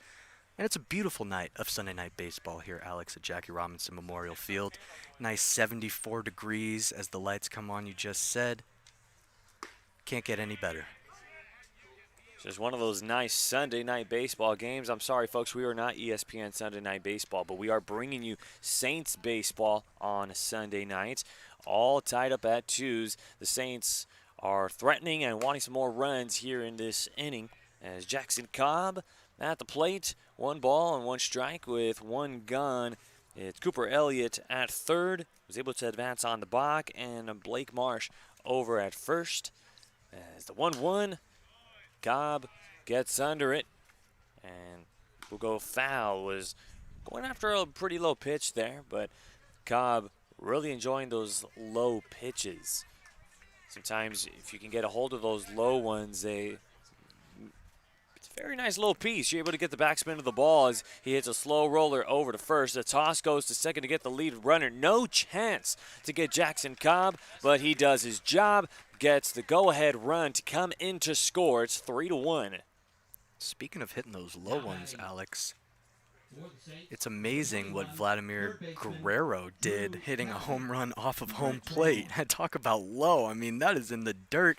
And those low ones can sometimes be the ones for the batter. I mean, that could be their pitch. Those low spot right down at the knees, some of them love them right there. And here's a drive over to left field and a lunging grab there by Terrence Simmons to put away Drew Cowley as we were originally going to start up the bottom part of the order. But the damage is done.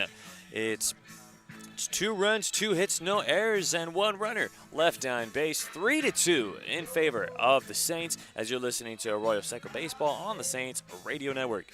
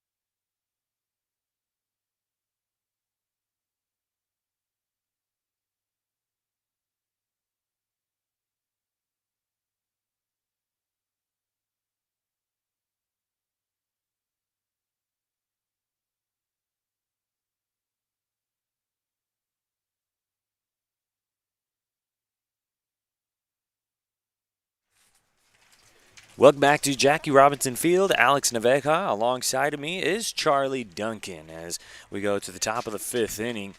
That'll be it for Jack Baird as Fino Amador coming up to the mound out of Cal State, LA, and he's going to be coming in with a nice little 2-run cushion here in this ballgame.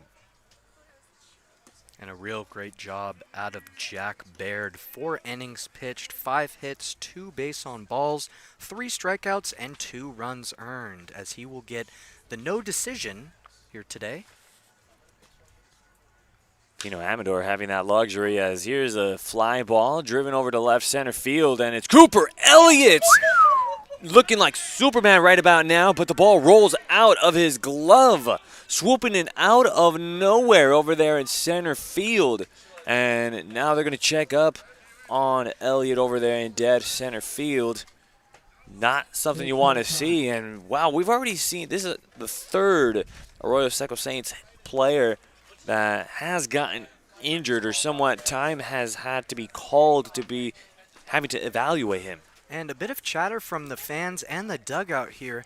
That ball tracked almost all the way to left field. I mean, you're talking Ken Griffey Jr. stealing from senior kind of distance that Cooper Elliott had to make up right there.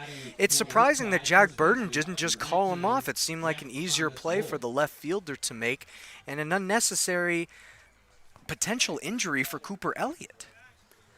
Smarter decision would have been to just allow Jack Burden to go after it, but the center fielder is the captain of the outfield, and it's an opportunity for Elliott to show off the leather a bit over there in center. And here's a drive over to right field, caught nicely by Josh Cowden as a runner tags from second going to third.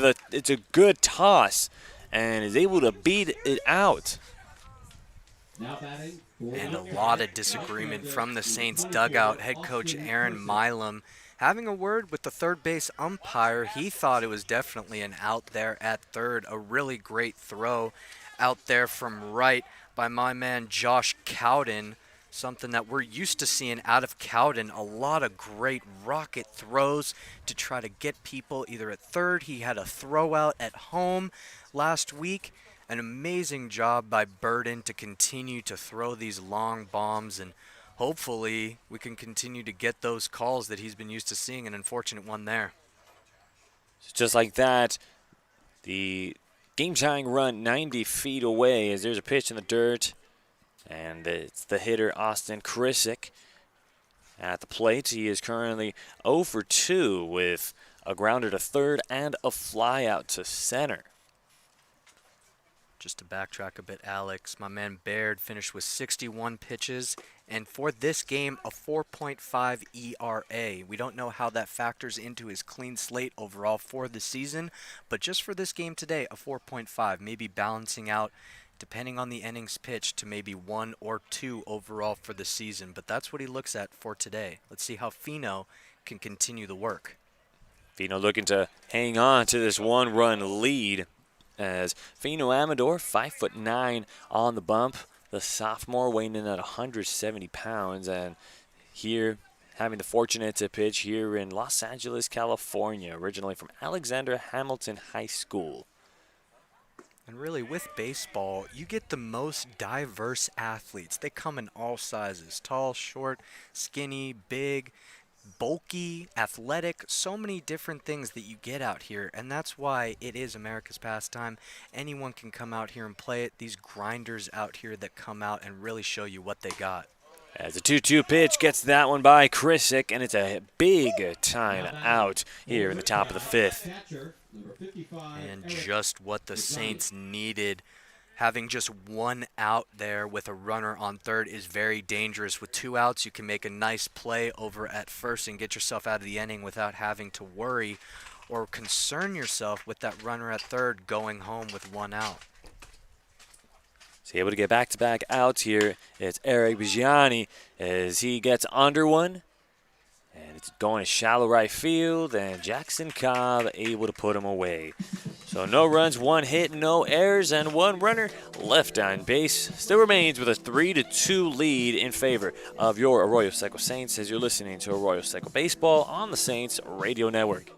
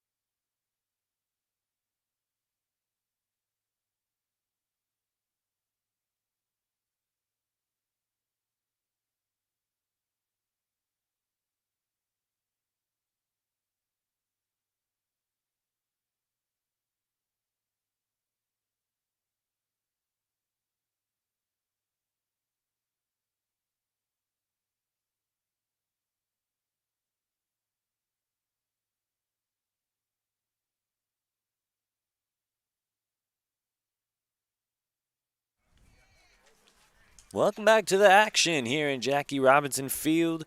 Alex Naveco with you all. Alongside of me is Charlie Duncan. It is a pleasure to be a part of your Sunday evening wherever you may be as we're here in the bottom of the 5th inning as Matthew Magre now on the bump. He's going to take off against Boning, Cowden, and Lewis. Boating 0 for 6 in his last 6 at-bats. Got the E6 in his last at-bat, the miss play by the shortstop there, and now Brandon Boning looking to go 1 for 7 in his last 7. So he fouls off another one, and seems to me be the story today, going with 2 strikes in every at-bat. The pitching staff for the Riptide getting ahead of counts as Matthew Magre, the freshman from Arkansas, a Razorback, 6'1" frame, 195 pounds from Fayetteville, Arkansas. Nice to see a Razorback, as I definitely think the Saints are kind of tired with already seeing Razorbacks, as it was Conejo Oaks who had, pardon me, it was actually San Luis Obispo that had a Razorback of their own as well, and that guy absolutely dominated, and it was Foley. You go from the Razorbacks, then yesterday it was the University of Mississippi duo with Cody Adcock and Baker. Now today, back to the Razorback gang. Seems like we're going a little bit of a back and forth. Let's see if the Saints can take advantage of this one and add to their lead. So Boning going down on strikes. Josh Cowden now occupying the left-handed batter's box. Taking the first one, 0-1 the count. Josh Cowden has gotten on in both of his plate appearances on a single and a walk. It's the Saints with a 3-2 lead. Ground ball straight to the glove of Magre, and a very easy 1-3 flip. Wow, Alex, he didn't have to move his glove at all. He just stuck it out there, and it was like that one game. If any of you guys have played 21 where you try to hit your buddy in the face, head, chest for points, that would have been an easy two-pointer right there. He didn't have to move that glove one bit, and an easy play right there to get the second out of this inning. Tell you one thing, it was looking like a one-out single for Josh Cowden, but, cat-like reflexes there by Matthew Magre. 2 quick outs. It's Peyton Lewis with an opportunity to keep this inning going.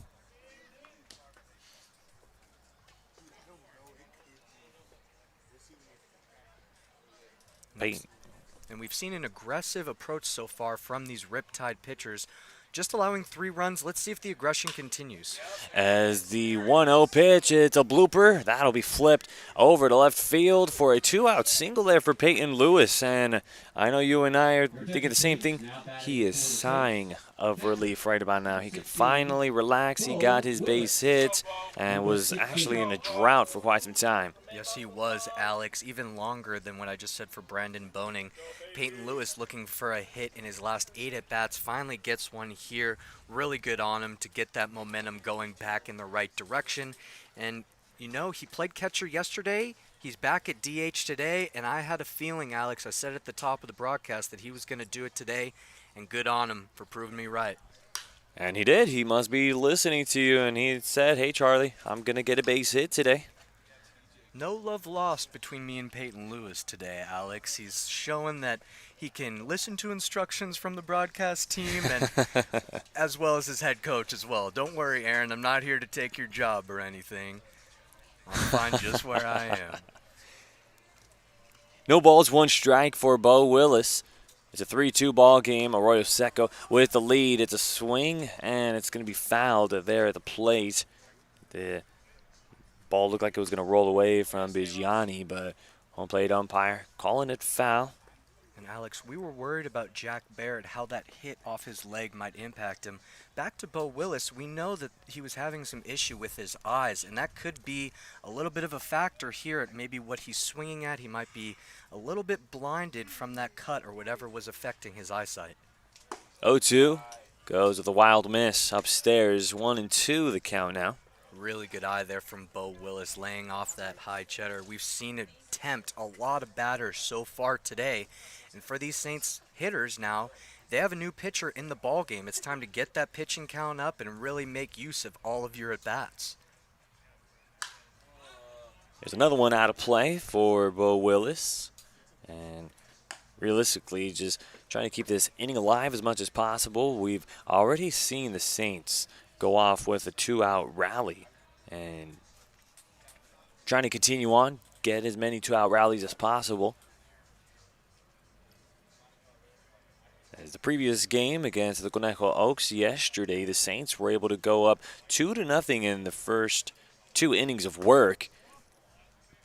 But it would be the Oaks splitting the deficit in the very next inning in the bottom of the 3rd inning to make it 2-1. It would be zeros across the board until the 8th inning for the Saints, but by that time, 3 additional runs would be put up by the Conejo Oaks to make them up 4-2. The Saints were able to make it 4-3, but it was the Oaks who were able to hold off on the offenses. They were trying to come up in the 9th inning to try to score that game-tying run, just could not do so. It was the Conejo Oaks who hang on to the lead, not by a whole bunch. And I know you can elaborate more on that one, Charlie. Yes, unfortunately, twice that the Saints come up short to the Conejo Oaks. The first time at home, 5-4, with an unfortunate mishap rounding third by Blake Marsh. Would have been the game-tying run and tie that game up. And then yesterday, having an inside-the-park home run out of the man, the myth, the legend, Jonas Sebring. It was an error. A bunch of errors happened all over the place. It was a little league kind of play. It was great to see it. and to have that happen was awesome to see. And the 3-2 pitch, that's a rip over to right center field. They're going to give the stop sign to the lead runner, Peyton Lewis, and just like that, we've got a 2-out single going there for Bo Willis, and it'll be Ducks in the corners. And you know that has got to be a big sigh of relief and a huge joyous occasion for Bo Willis. This man has been fighting in every at-bat. It seems that he's always working from behind, seemingly down 1-2, 2-2 in the count, about even or under. That battle right there, that mindset of I'm not giving up is something that is so rare in baseball, and that is really the elite ball players will give you that kind of mentality. And it's great to see that out of your catcher and out of Bo Willis here. So Bo Willis passes the baton over to Jack Burden, who has not been put in the shelf this evening. Has himself 2 base hits. He has a double, was picked off, then was able to get it a single and came in to score on the double hit by Cooper Elliott. So we're seeing just about a little bit of everything from Jack Burden. Had a couple fly balls hit his way. Yes, that stylish bunt single, Alex. You love to see that any time of the game. And with 1 out, that was real aggressive out of head coach Aaron Milam to do that. And it ended up paying off for a nice 2-2 tie and then eventually a lead. Big time run so far for the Saints. A throw, and it's a wild one. Backhanded there by Jack Thomas. Wold able to keep that one in front of him. At that point, forget about the pickoff attempt. You just got to keep that ball in front of you. You've got a runner at third. Last thing you need is an unearned run there to make it into a 4-2 ball game. The 1-1. And it's a jam shot. One hopped over to second. They're going to go the easy way and get the force for 6. So they leave Jack Burden stranded over at first. It's no runs, 2 hits, no errors, and 1 runner left on base. 3-2 in favor of the Saints. As you're listening to Arroyo Seco Baseball on the Saints Radio Network.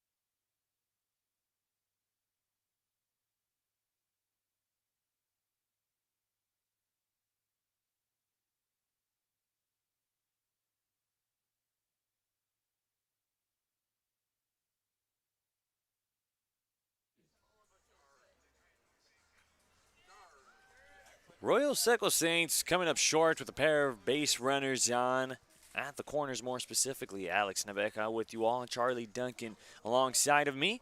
And as always, it's a pleasure to be a part of your Sunday evening, wherever you may be, as the sun slowly starts to set here in Jackie Robinson Field in Pasadena, California, the home for the Saints, as it'll be Fino Amador on the bump. He'll be facing off against Williams, Simmons, and Cervantes coming up to the plate. And also coming up in the bottom half of this inning, as there's a ground ball sharply hit over to Boning, and Boning puts him away easily, 6-3, we'll have Jonas Sebring coming off of that inside the park home run yesterday. Some say Little League home run, but he will be joining us on the broadcast for the player interview in the bottom of the 6th inning. So make sure to stay tuned for that one. Definitely looking forward to hearing about Jonah hitting that Little League home run yesterday against the Conejo Oaks. As it's one gone, Terrence Simmons stepping up to the plate. And as we look now, Alex, Fino Amador really seems to be settling in after giving up that big double to start the 5th inning for him. Now has retired the next 4 and is looking for his 5th right here. So 2-0 the count, falling behind Terrence Simmons. The best start, or the best relief appearance here for Fino Amador came in the first one against Ventura County Pirates back in June 15th. Seems like such a long time ago, even though it wasn't that long ago, as he had an inning of work, struck out a batter, no earned runs, no hits, and no walks. That's definitely his best relief appearance. Completely untouched by the Pirates. Fino Amador has a good relationship with Diego Avila, another pitcher on the team. We interviewed him in our last home game, and you love to see those relationships and that chemistry start to form just in a summer ball league like this. It's really special. 3-1, and it's a drive over to right field. Nicely grabbed by Josh Cowden. Now batting for the Riptide. Cowden, a reliable glove in the outfield. Used to seeing him in left, especially in these home games. I'm used to seeing Calvi and Cowden, the Cows down the line on the third base side. Now we got that split. We got left and right now. They're trying to put the Cows across the entire field, and it seems to be working for them so far. 3-2 lead with 2 outs here in the 6th. Josh Cowden already has an outfield assist, and it came out big, throwing out a runner at the plate last week. And definitely showing up the arm, and today even had an opportunity to be able to throw out Spencer Servin in the top of the 5th inning.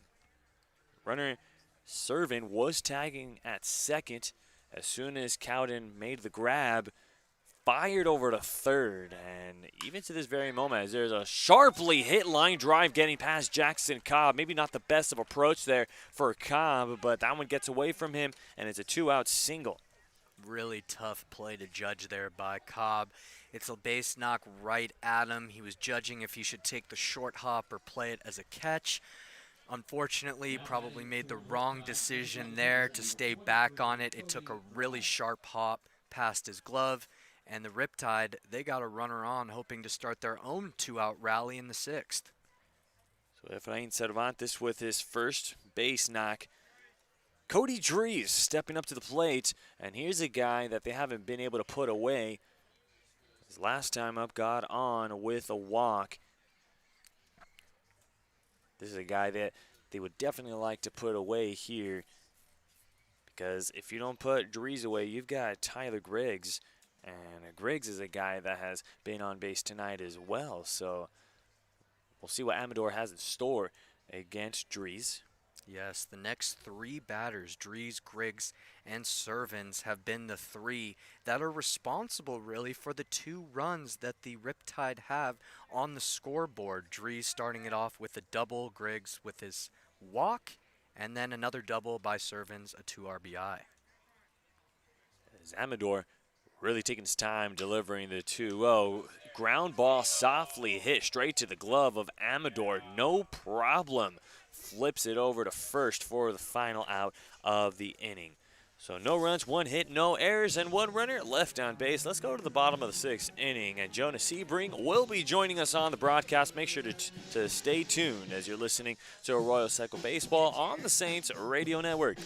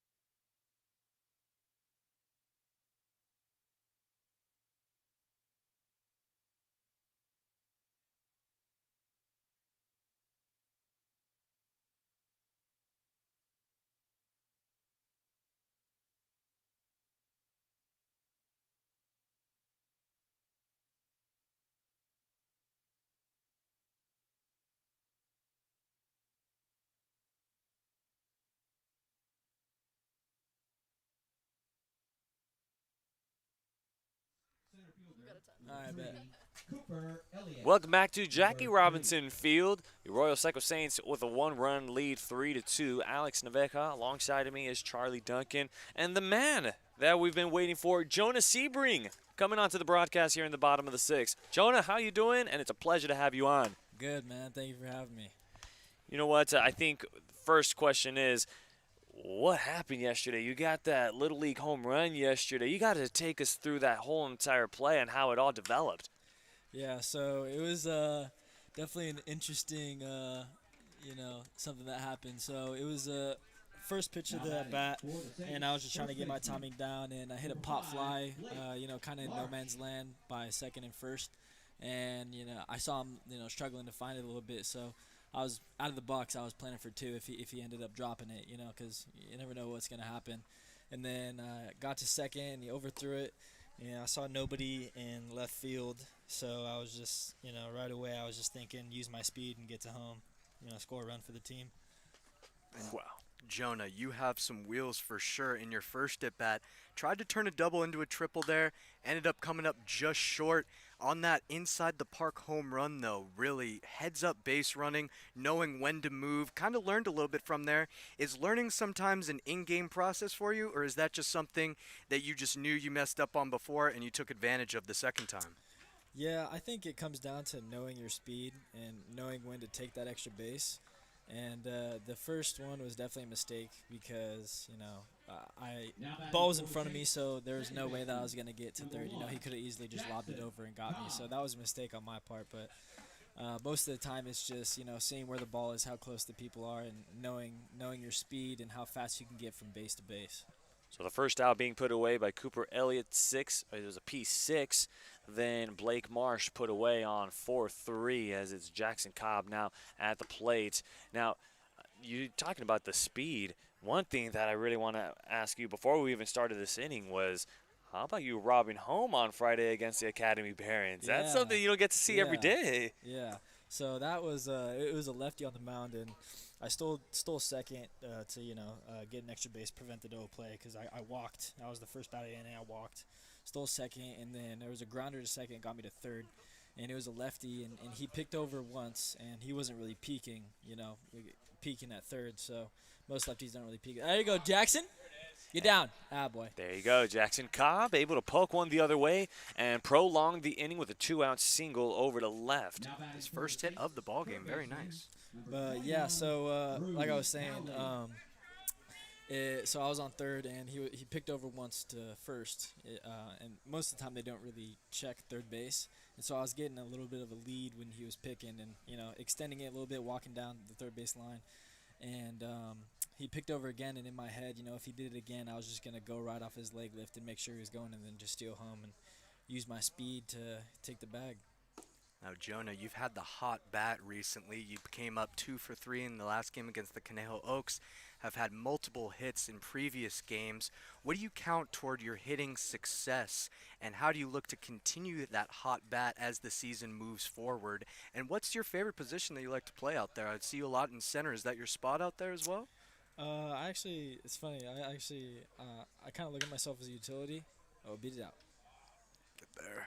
And there's a grounder going over to short. They decide to go with the force out over at second to be able to put him away, a 6-4.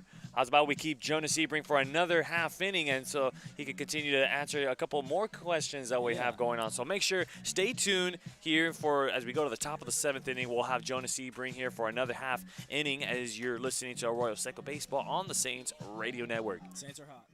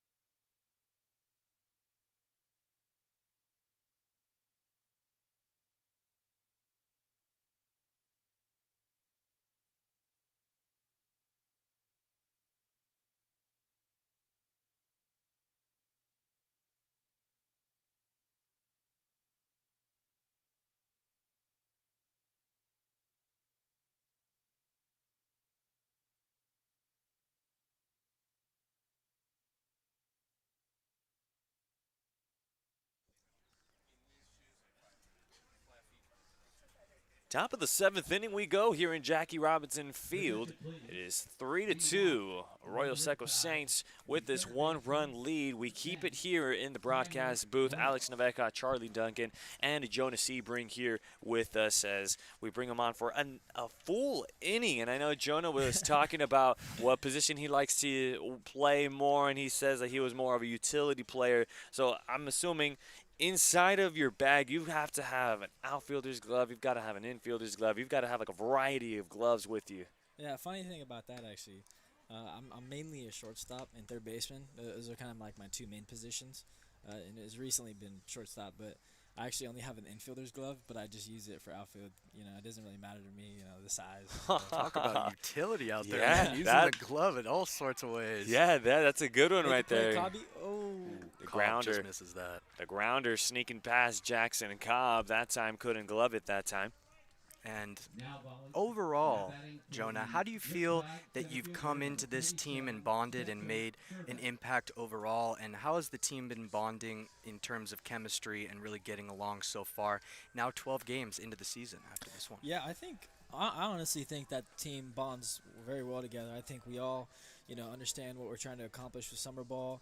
I think everybody gets along. I don't think there's really, people that have issues on the team with each other. So, we're living in the apartments in Pasadena, the little dorms that we have. So, it's good. We get to spend some good time with each other, and I think everybody gets along well. And I think once we start to come together as a team, instead of people, playing alongside each other, once we come together as a team and keep that chemistry going, I think we're going to play really well. I got to know, Jonah, who's your roommate? Who are you bunking roommate. with, and how are things going with him? Is it going well? Yeah, it's actually going really well. I like my roommates. I got Jack Burden in the room with me. And then I got Fino and Saxon. Fino's actually pitching right now. He's 2 out of 3 have played in this game. Very Yeah. nice. Keeping it Yeah. relevant. Good Yeah. on you, Jonah. There you go. That one's going to sneak past Bo Willis. And a free bag there for the base runner as Tyler Griggs able to get on with a leadoff single. Now in scoring position. That's the game-tying run over there at second. Now, there was another play that I wanted to ask you about, Jonah. Yeah. How about that ground ball right up the middle at the academy? There was a ground ball. It looked like it was going to go to center, but you did not give up on it, and you were able to go with it forehand, and you still made a toss over to first. And how about that? That's not an easy play to make whatsoever, for sure. Yeah, so it was a grounder up the middle, and I was kind of peeking in from shortstop to see what the catcher's signs would be, so I can position myself based on where the pitch would be and what kind of pitch it would be, to kind of read what the batter was going to make contact with. So if it was a changeup or a curveball, then I would, shift a little bit more up the middle if he was a righty. And then, so it was a fastball, so I shifted, kind of towards the middle a little bit, and he had a liner.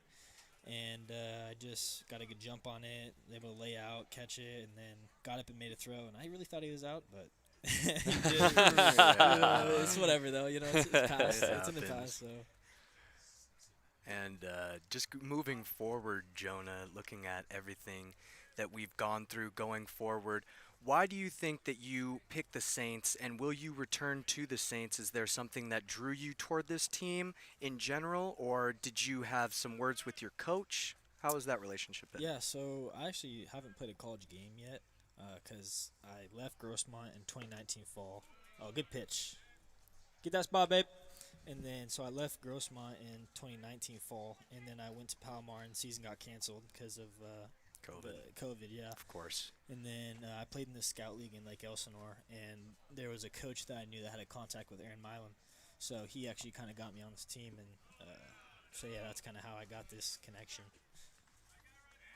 So that's going to be a base on balls there for Spencer Servan as we're here in the top part of the lineup here. Now runners on first and second with no gone here in the top of the 7th. Still 3-2. Orange County definitely threatened here as Jack Thomas Wald will be stepping up to the plate. Now, Jonah, going into this season with the Saints, what is something that you really wanted to work on this summer?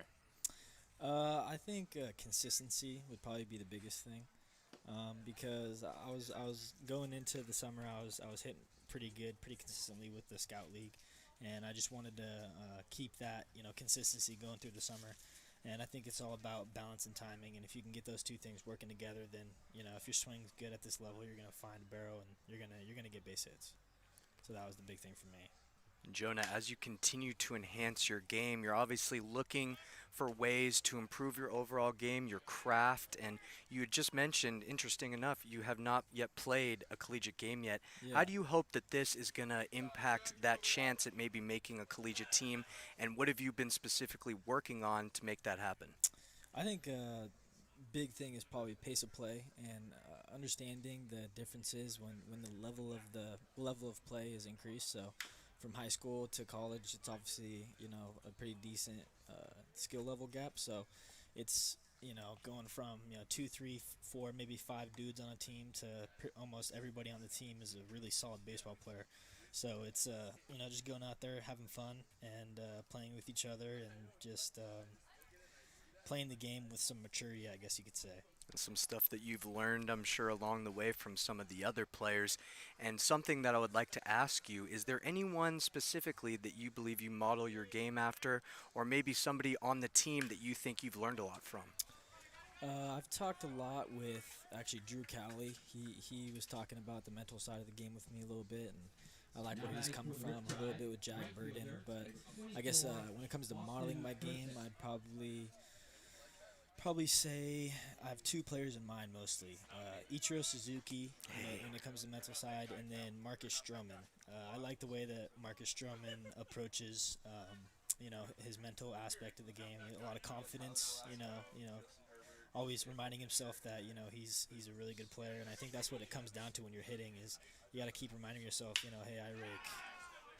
As there's going to be a drive over there to dead right center field. They're going to have a pair of base runners on. No choice. The tag goes to the runner on third, but there is going to be a run to come in to score.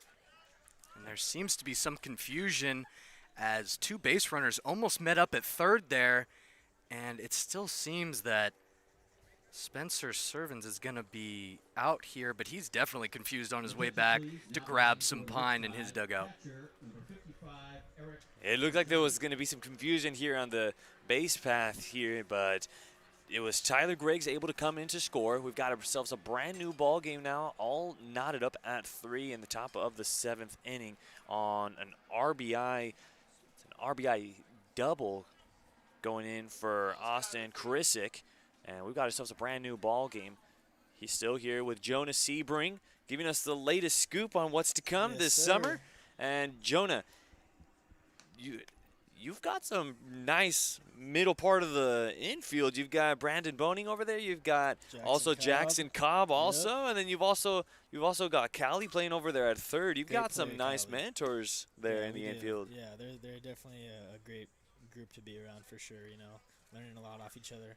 I used to actually, when I played video games, I would do those.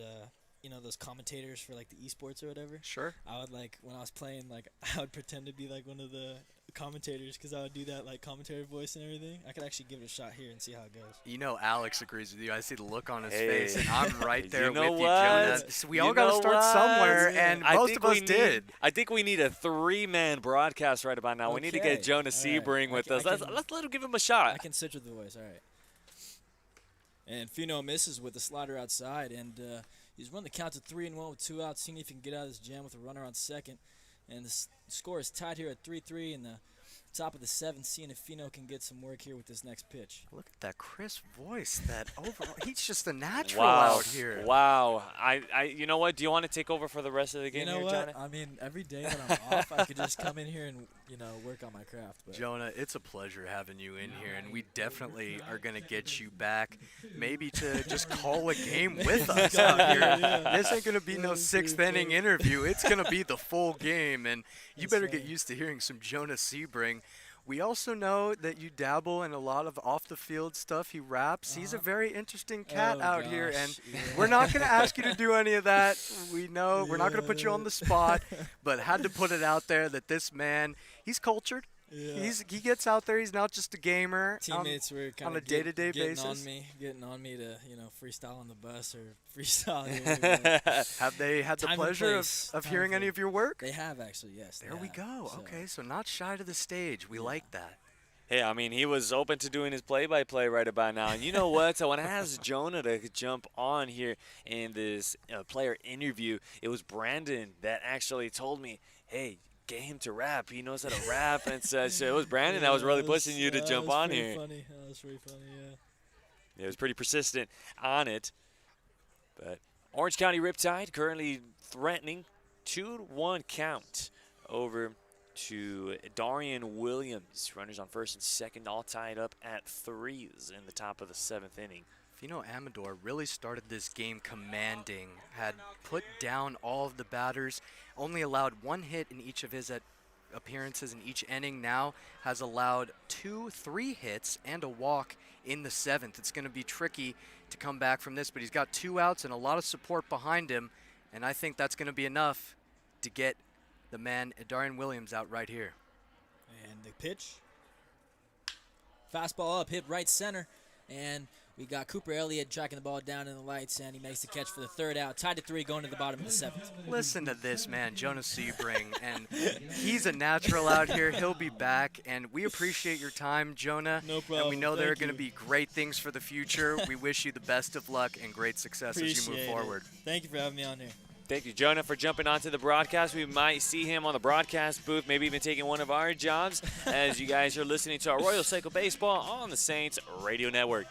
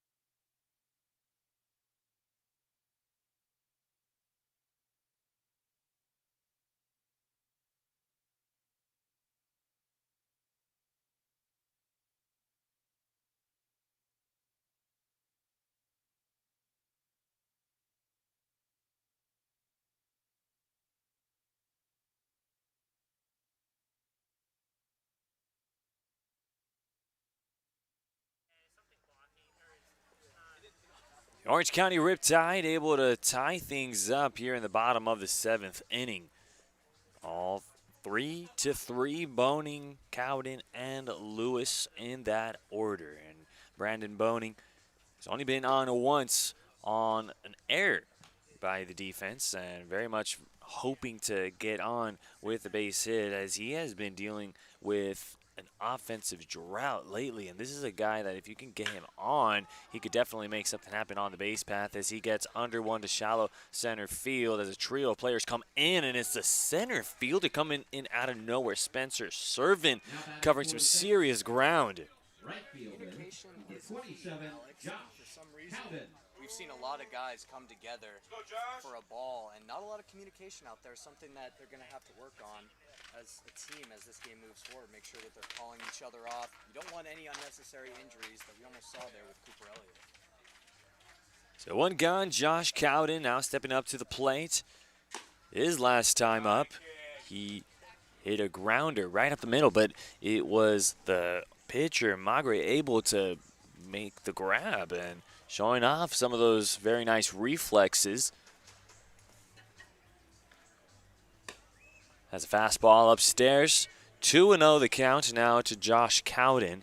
And this is the first Sunday game that we have this season. We'll definitely be having plenty of more. And, of course, Mondays are off days.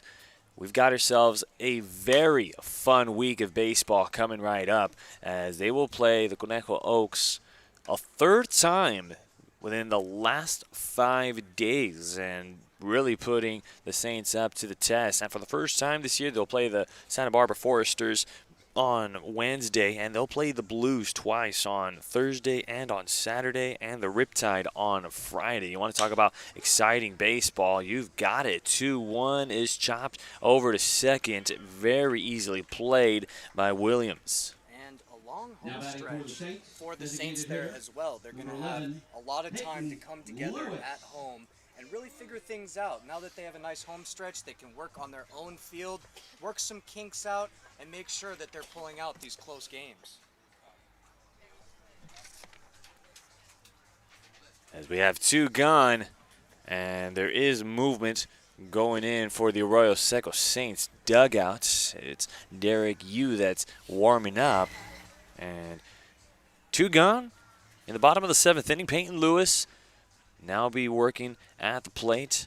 Was left stranded at third his last time up.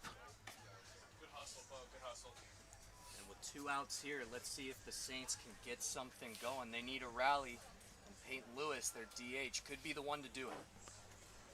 And the good thing about that stretch of games that we were talking about earlier, and all of them are at home other than the game next Saturday. They'll travel on over to San Luis Obispo. That'll be the first time to head on over to SLO. So it'll be a nice little road trip for the team. It'll be about a 3-hour drive. That is a trek out there, Alex, for sure. Because that's a good eye there by Peyton Lewis. And some of these long away games can get to you. That travel distance, everything, 3.5 hours. That's going to be a long trip to get up there. Hopefully they have the energy to pull through that one. Hey, but you know what? At the end of the day, it's all about what you make out of it. This team, if you've got a team that the chemistry is at an all-time high, that 3 hours really is just going to feel like an hour. And really, throughout these player interviews that we have been conducting, a lot of the players have been having an emphasis on the chemistry is great. We're all getting along. We just got along very quickly at the start of the year. So these bus rides aren't really going to be an issue for these guys, really. And especially with the chemistry that they have that we've been mentioning, that's going to be key and something that they're going to need to ride off of, especially if they can't put together some wins and build some momentum here. We're just past the quarter of the season, Alex. They're going to need to start picking it up a bit here. And just like that one gets through the wickets. Free real estate for Peyton Lewis.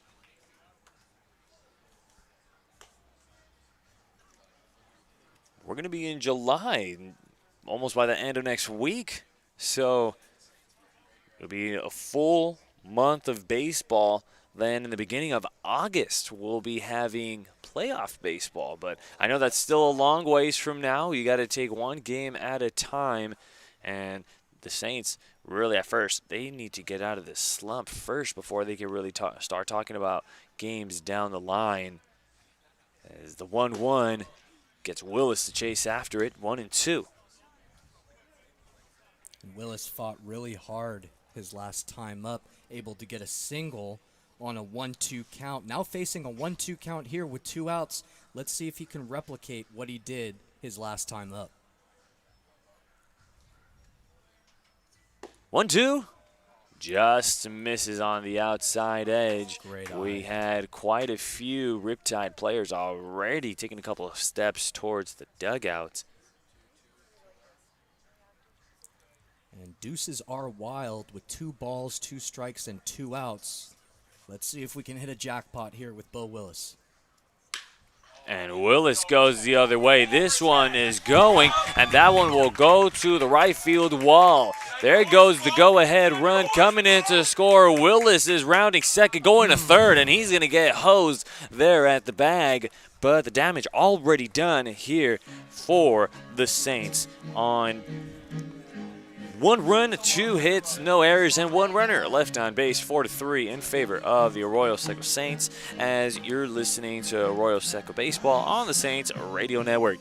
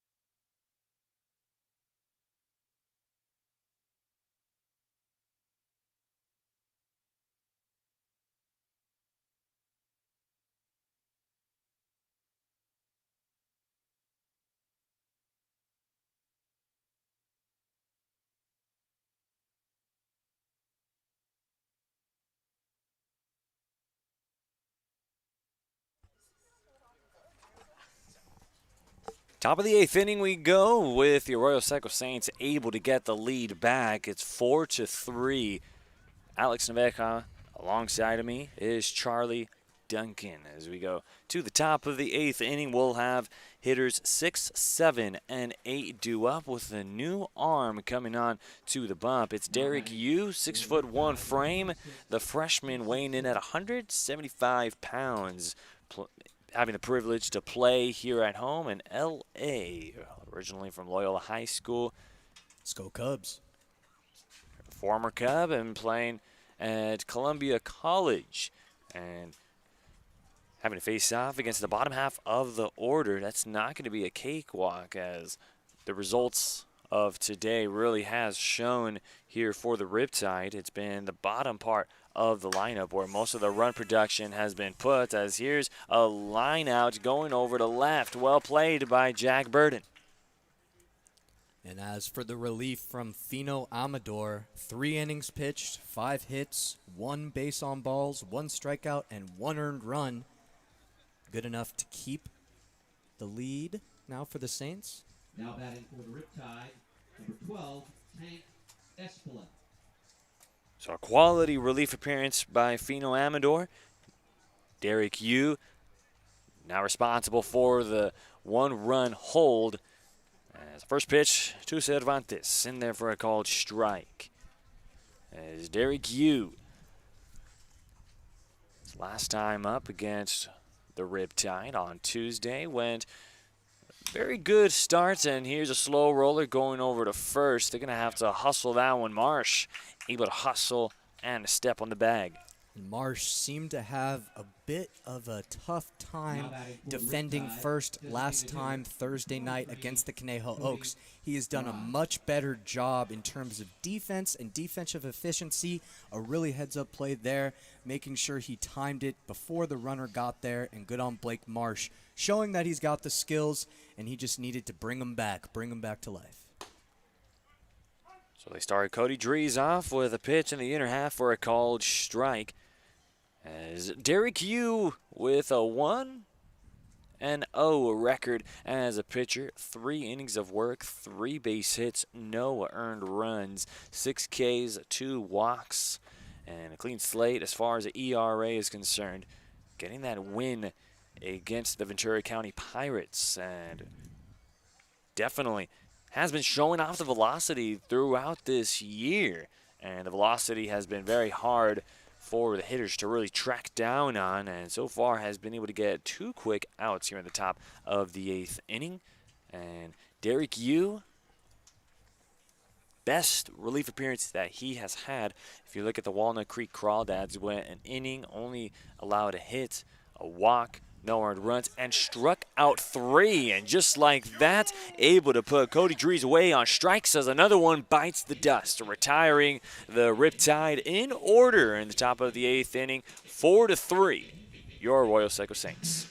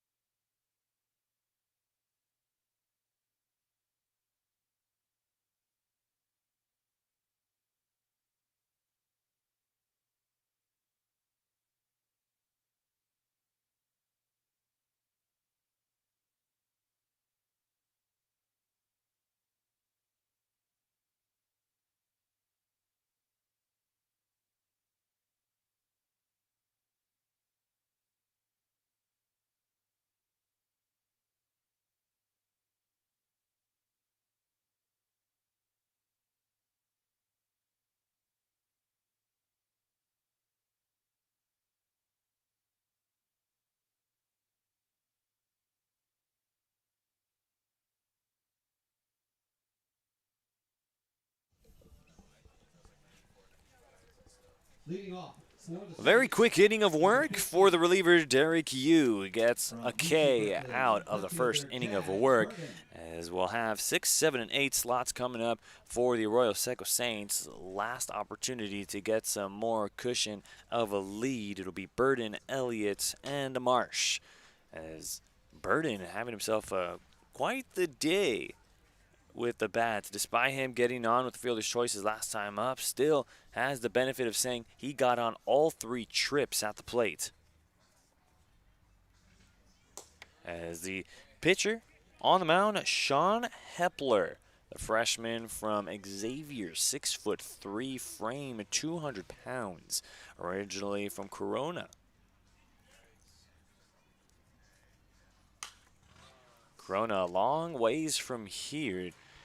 Very easy, at least an hour and a half of a drive here from Pasadena, and it's very, very close, I have to say, because of all the LA traffic. It's almost like anywhere you go here in LA, there's traffic everywhere. As the 0-2 pitch in there for a strike 3 call, not the way you want to finish up your day with the stick. Right as I was about to say, for Jag Burden, no stranger to the 0-2 count, had a double earlier, his first at bat on an 0-2 count.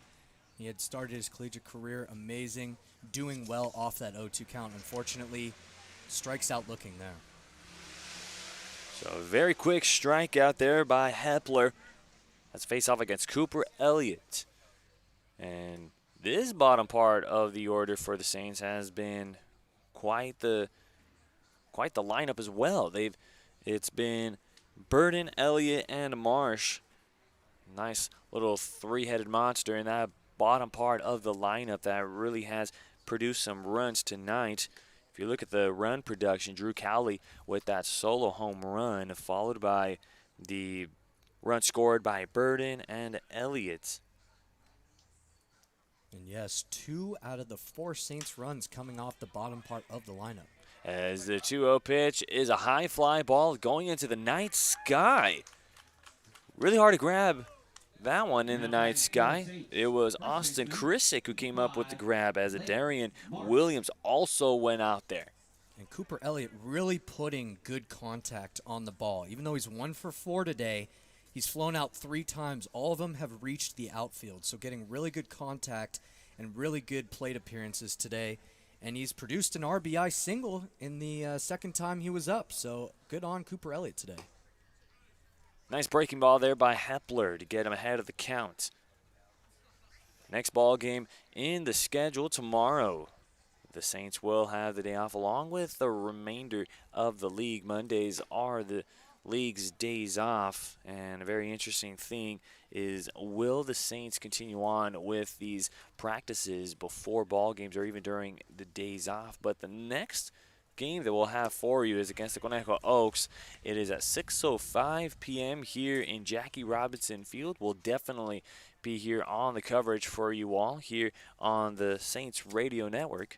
As the Saints hope to get 1 out of losing the first 2 to the Conejo Oaks. And there goes Blake Marsh down on strikes. What an inning by Sean Hepler. We're going 3 up, 3 down, and getting 2 strikeouts. As we go to the top of the 9th inning, the Riptide with final hopes to be able to come from behind as you're listening to Arroyo Seco Baseball on the Saints Radio Network.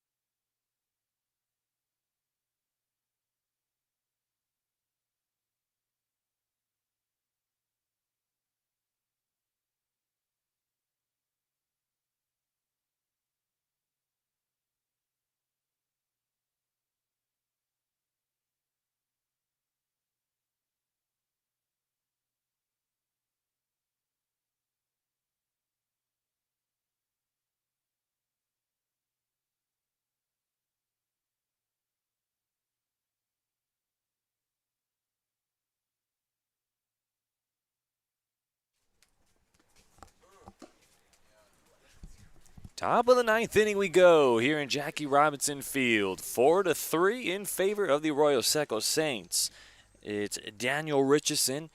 They come in to slam the doors in front of the Orange County Riptide as they'll have Tyler Griggs, Servin, and Wold. As Daniel Richardson coming in with a 0-0 record on 3 innings pitched, only permitted 2 base hits, 1 earned run, 7 Ks, 3 base on balls with a 3 ERA. And believe it or not, this is the first save opportunity for the Saints this year.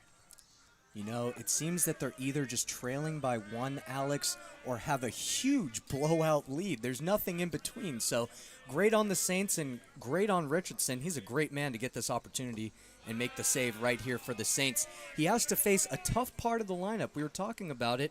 The lower part coming up to the front is the most dangerous part of this lineup today, and it's going to bring up Spencer Servins next, who's been the man responsible for 2 out of the 3 runs here for the Riptide. Spencer Servin really has been giving the Saints some headaches as there's a late foul by Griggs.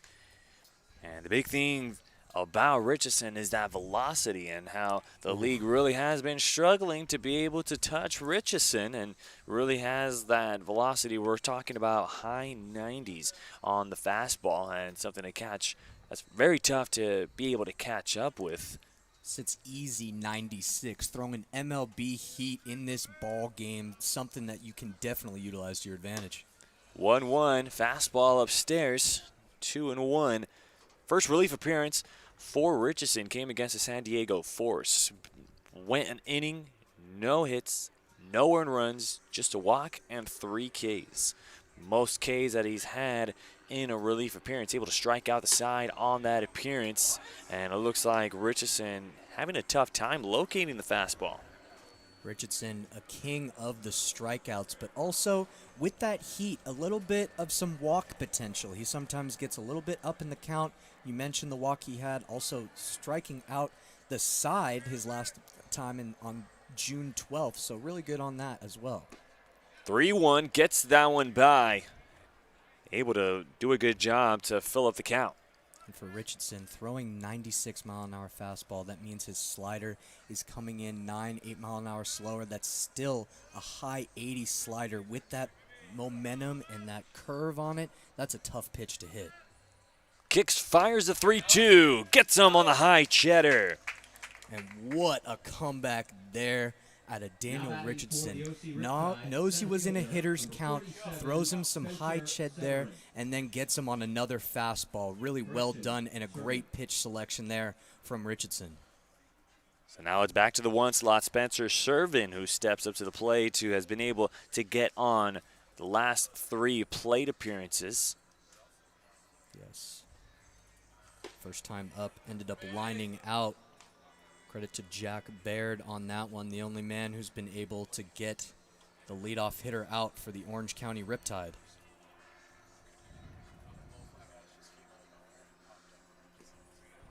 Pitch getting away from Bo Willis that time, and while Richardson was having his warm-up tosses, Willis was having a very tough time on handling the fastball.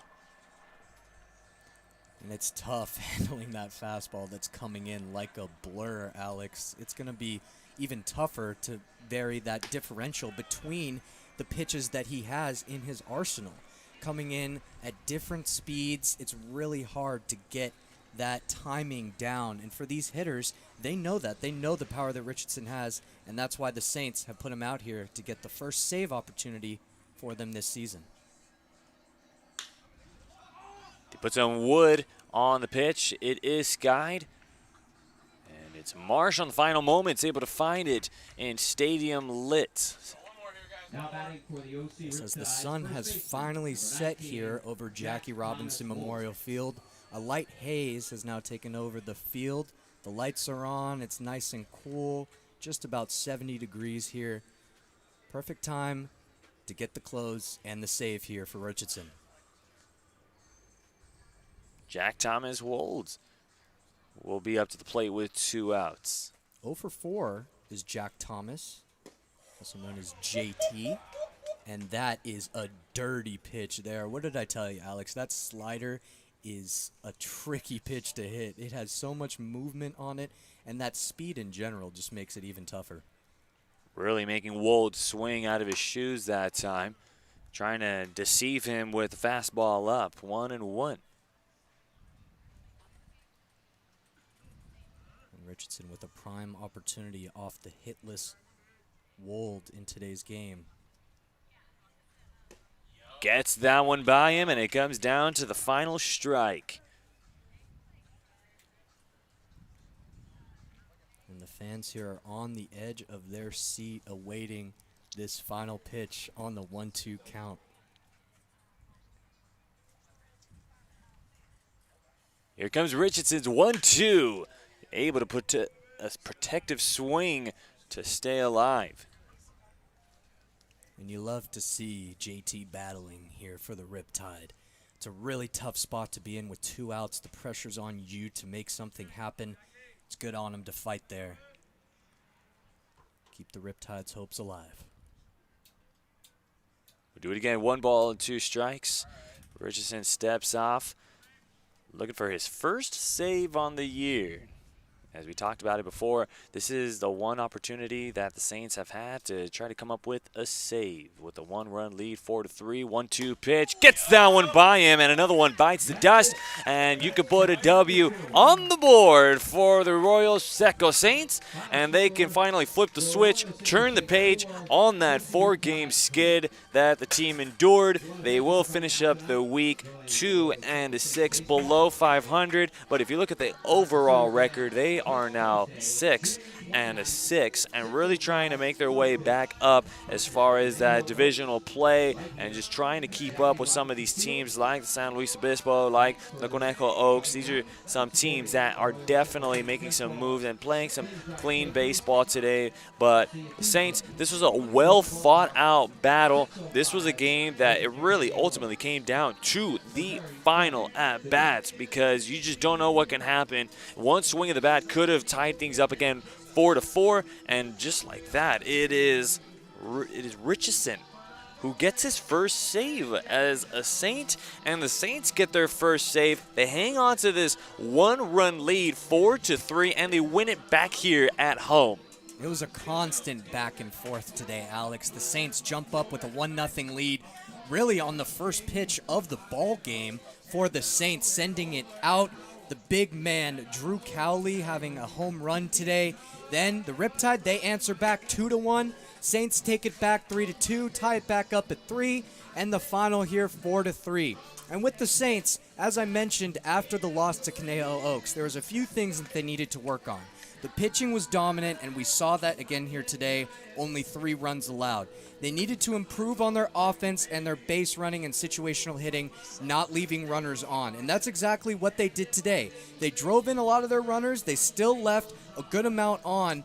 5 runners left on base here today, so the Saints will still have to work on driving a few of those runners home, but good on them to hold out this dub today. It shows a lot of character, what this team is built on. A lot of momentum going forward. They beat the Riptide already earlier this week, 14-4. They continue to show why they can beat this team and why they can move forward in this league. Now at 500, this could be another turning point here for the Saints, for them to build some momentum. Like I said, they're going to be at home for the next 4 games before going on the road on Saturday. So that's a prime opportunity for them to improve their record to at least 9-7, 10-6, I'm hoping for, because they have the pitching talent to do this. They just need to keep those bats going. And like we said at the top of this broadcast, Alex, this was a lineup that we really thought had a lot of chemistry, that could put hits together and come together as a unit, and that's exactly what we saw out of this group today. A well-balanced 3-3 record here at home and on the road, 3-3 to have a well-balanced 500 record of 6-6 on the year. As we give you a quick breakdown here of the ball game, as it was Jack Baird versus Nikhil Gladys. It was a pitcher's duel to start up the ball game. It was 3 up, 3 down there for Jack Baird, able to get a K in that first inning. But Drew Cowley in the first inning with one swing of the bat was able to get the Saints on the board 1-0. We'll fast forward it to the top of the 3rd inning. It was a 1-out double by Cody Dries, who was able to get him into scoring position. The walk by Tyler Griggs to have 2 runners in scoring position. And then we go back to the top of the order with Spencer Servin with a 2 RBI double to bring in both Dries and Griggs to give them a 2-1 lead. Then we go to the bottom of the 4th inning as Bo Willis was put away on a pop out to third. Jack Burden was able to get a bunt single, a drag bunt down the third base line to get him on. Then Cooper Elliott was able to drive one over to right center field. Burden got on his horse, was able to come in to score from first. Cooper Elliott would then be driven in by an RBI fielder's choice by Jackson Cobb to be able to give the lead back over to be able to tie up the ball game, or give them the lead, 3-2. It would stay the same up until the top of the 7th inning, where Tyler Griggs got on with an opposite field single, followed by a walk by Spencer Servin. Then the RBI double by Austin Krisick to be able to drive in Tyler Griggs to tie it up 4-4. But it was the bottom of the 7th inning. It would be 2 outs fielded there by the Orange County Riptide, then the 2-out walk by Peyton Lewis, then the double hit by Bo Willis. Was able to drive in Peyton Lewis as well. Great base running from first to home, but then would end on a 9-4-5 putout.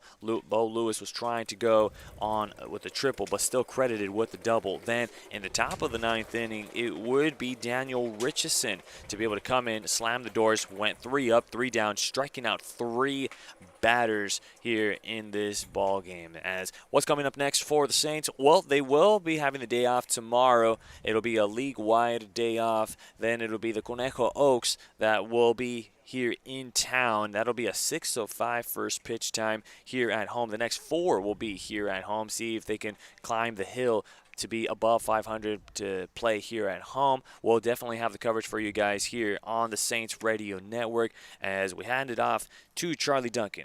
Charlie, any final hopes for this ball game or final thoughts? Overall, I like what I saw tonight from the Saints. Like I said earlier, they're going to need to continue to put those hits together, not leave as many runners on base, but the pitching is solid. That's the staple of this team. We've continued to see how they've been able to handle games, not allowing too many runs.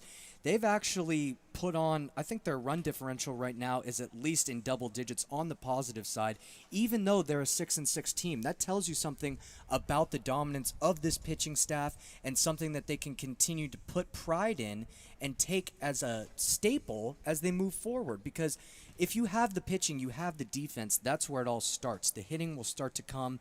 Your players will start to get in that mid-season form and everything is going to flow. If that pitching continues to be as consistent as we've seen through 12 games, I think that they have a really good chance to continue to do well, not only overall, but especially in league play against some of these tougher teams that they've been having a little bit of an issue with just to start this season.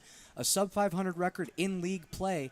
Now they're going to pick that up. They're going to get going here with this momentum boost in this home victory. And like I said, Alex, to have 4-5 straight games at home, that's a huge boost and something that they can take advantage of and really make this the moment where their team starts this accelerated climb to the top team in this league. They have the potential to do it, and you're all along for the ride, and we appreciate everyone tuning in today, dropping that like on the comments, doing everything that shows some support for this team and for this league in general. It's going to be a great season to watch for your Arroyo Seco Saints. We definitely appreciate each and every one of you guys for tuning into the broadcast. If you guys liked it, please give a thumbs up. Also, hit the subscribe button down below so you guys can be notified about all of the Arroyo Seco broadcasts that we would be definitely be putting out every game that the Saints will be at, whether it's at home or away.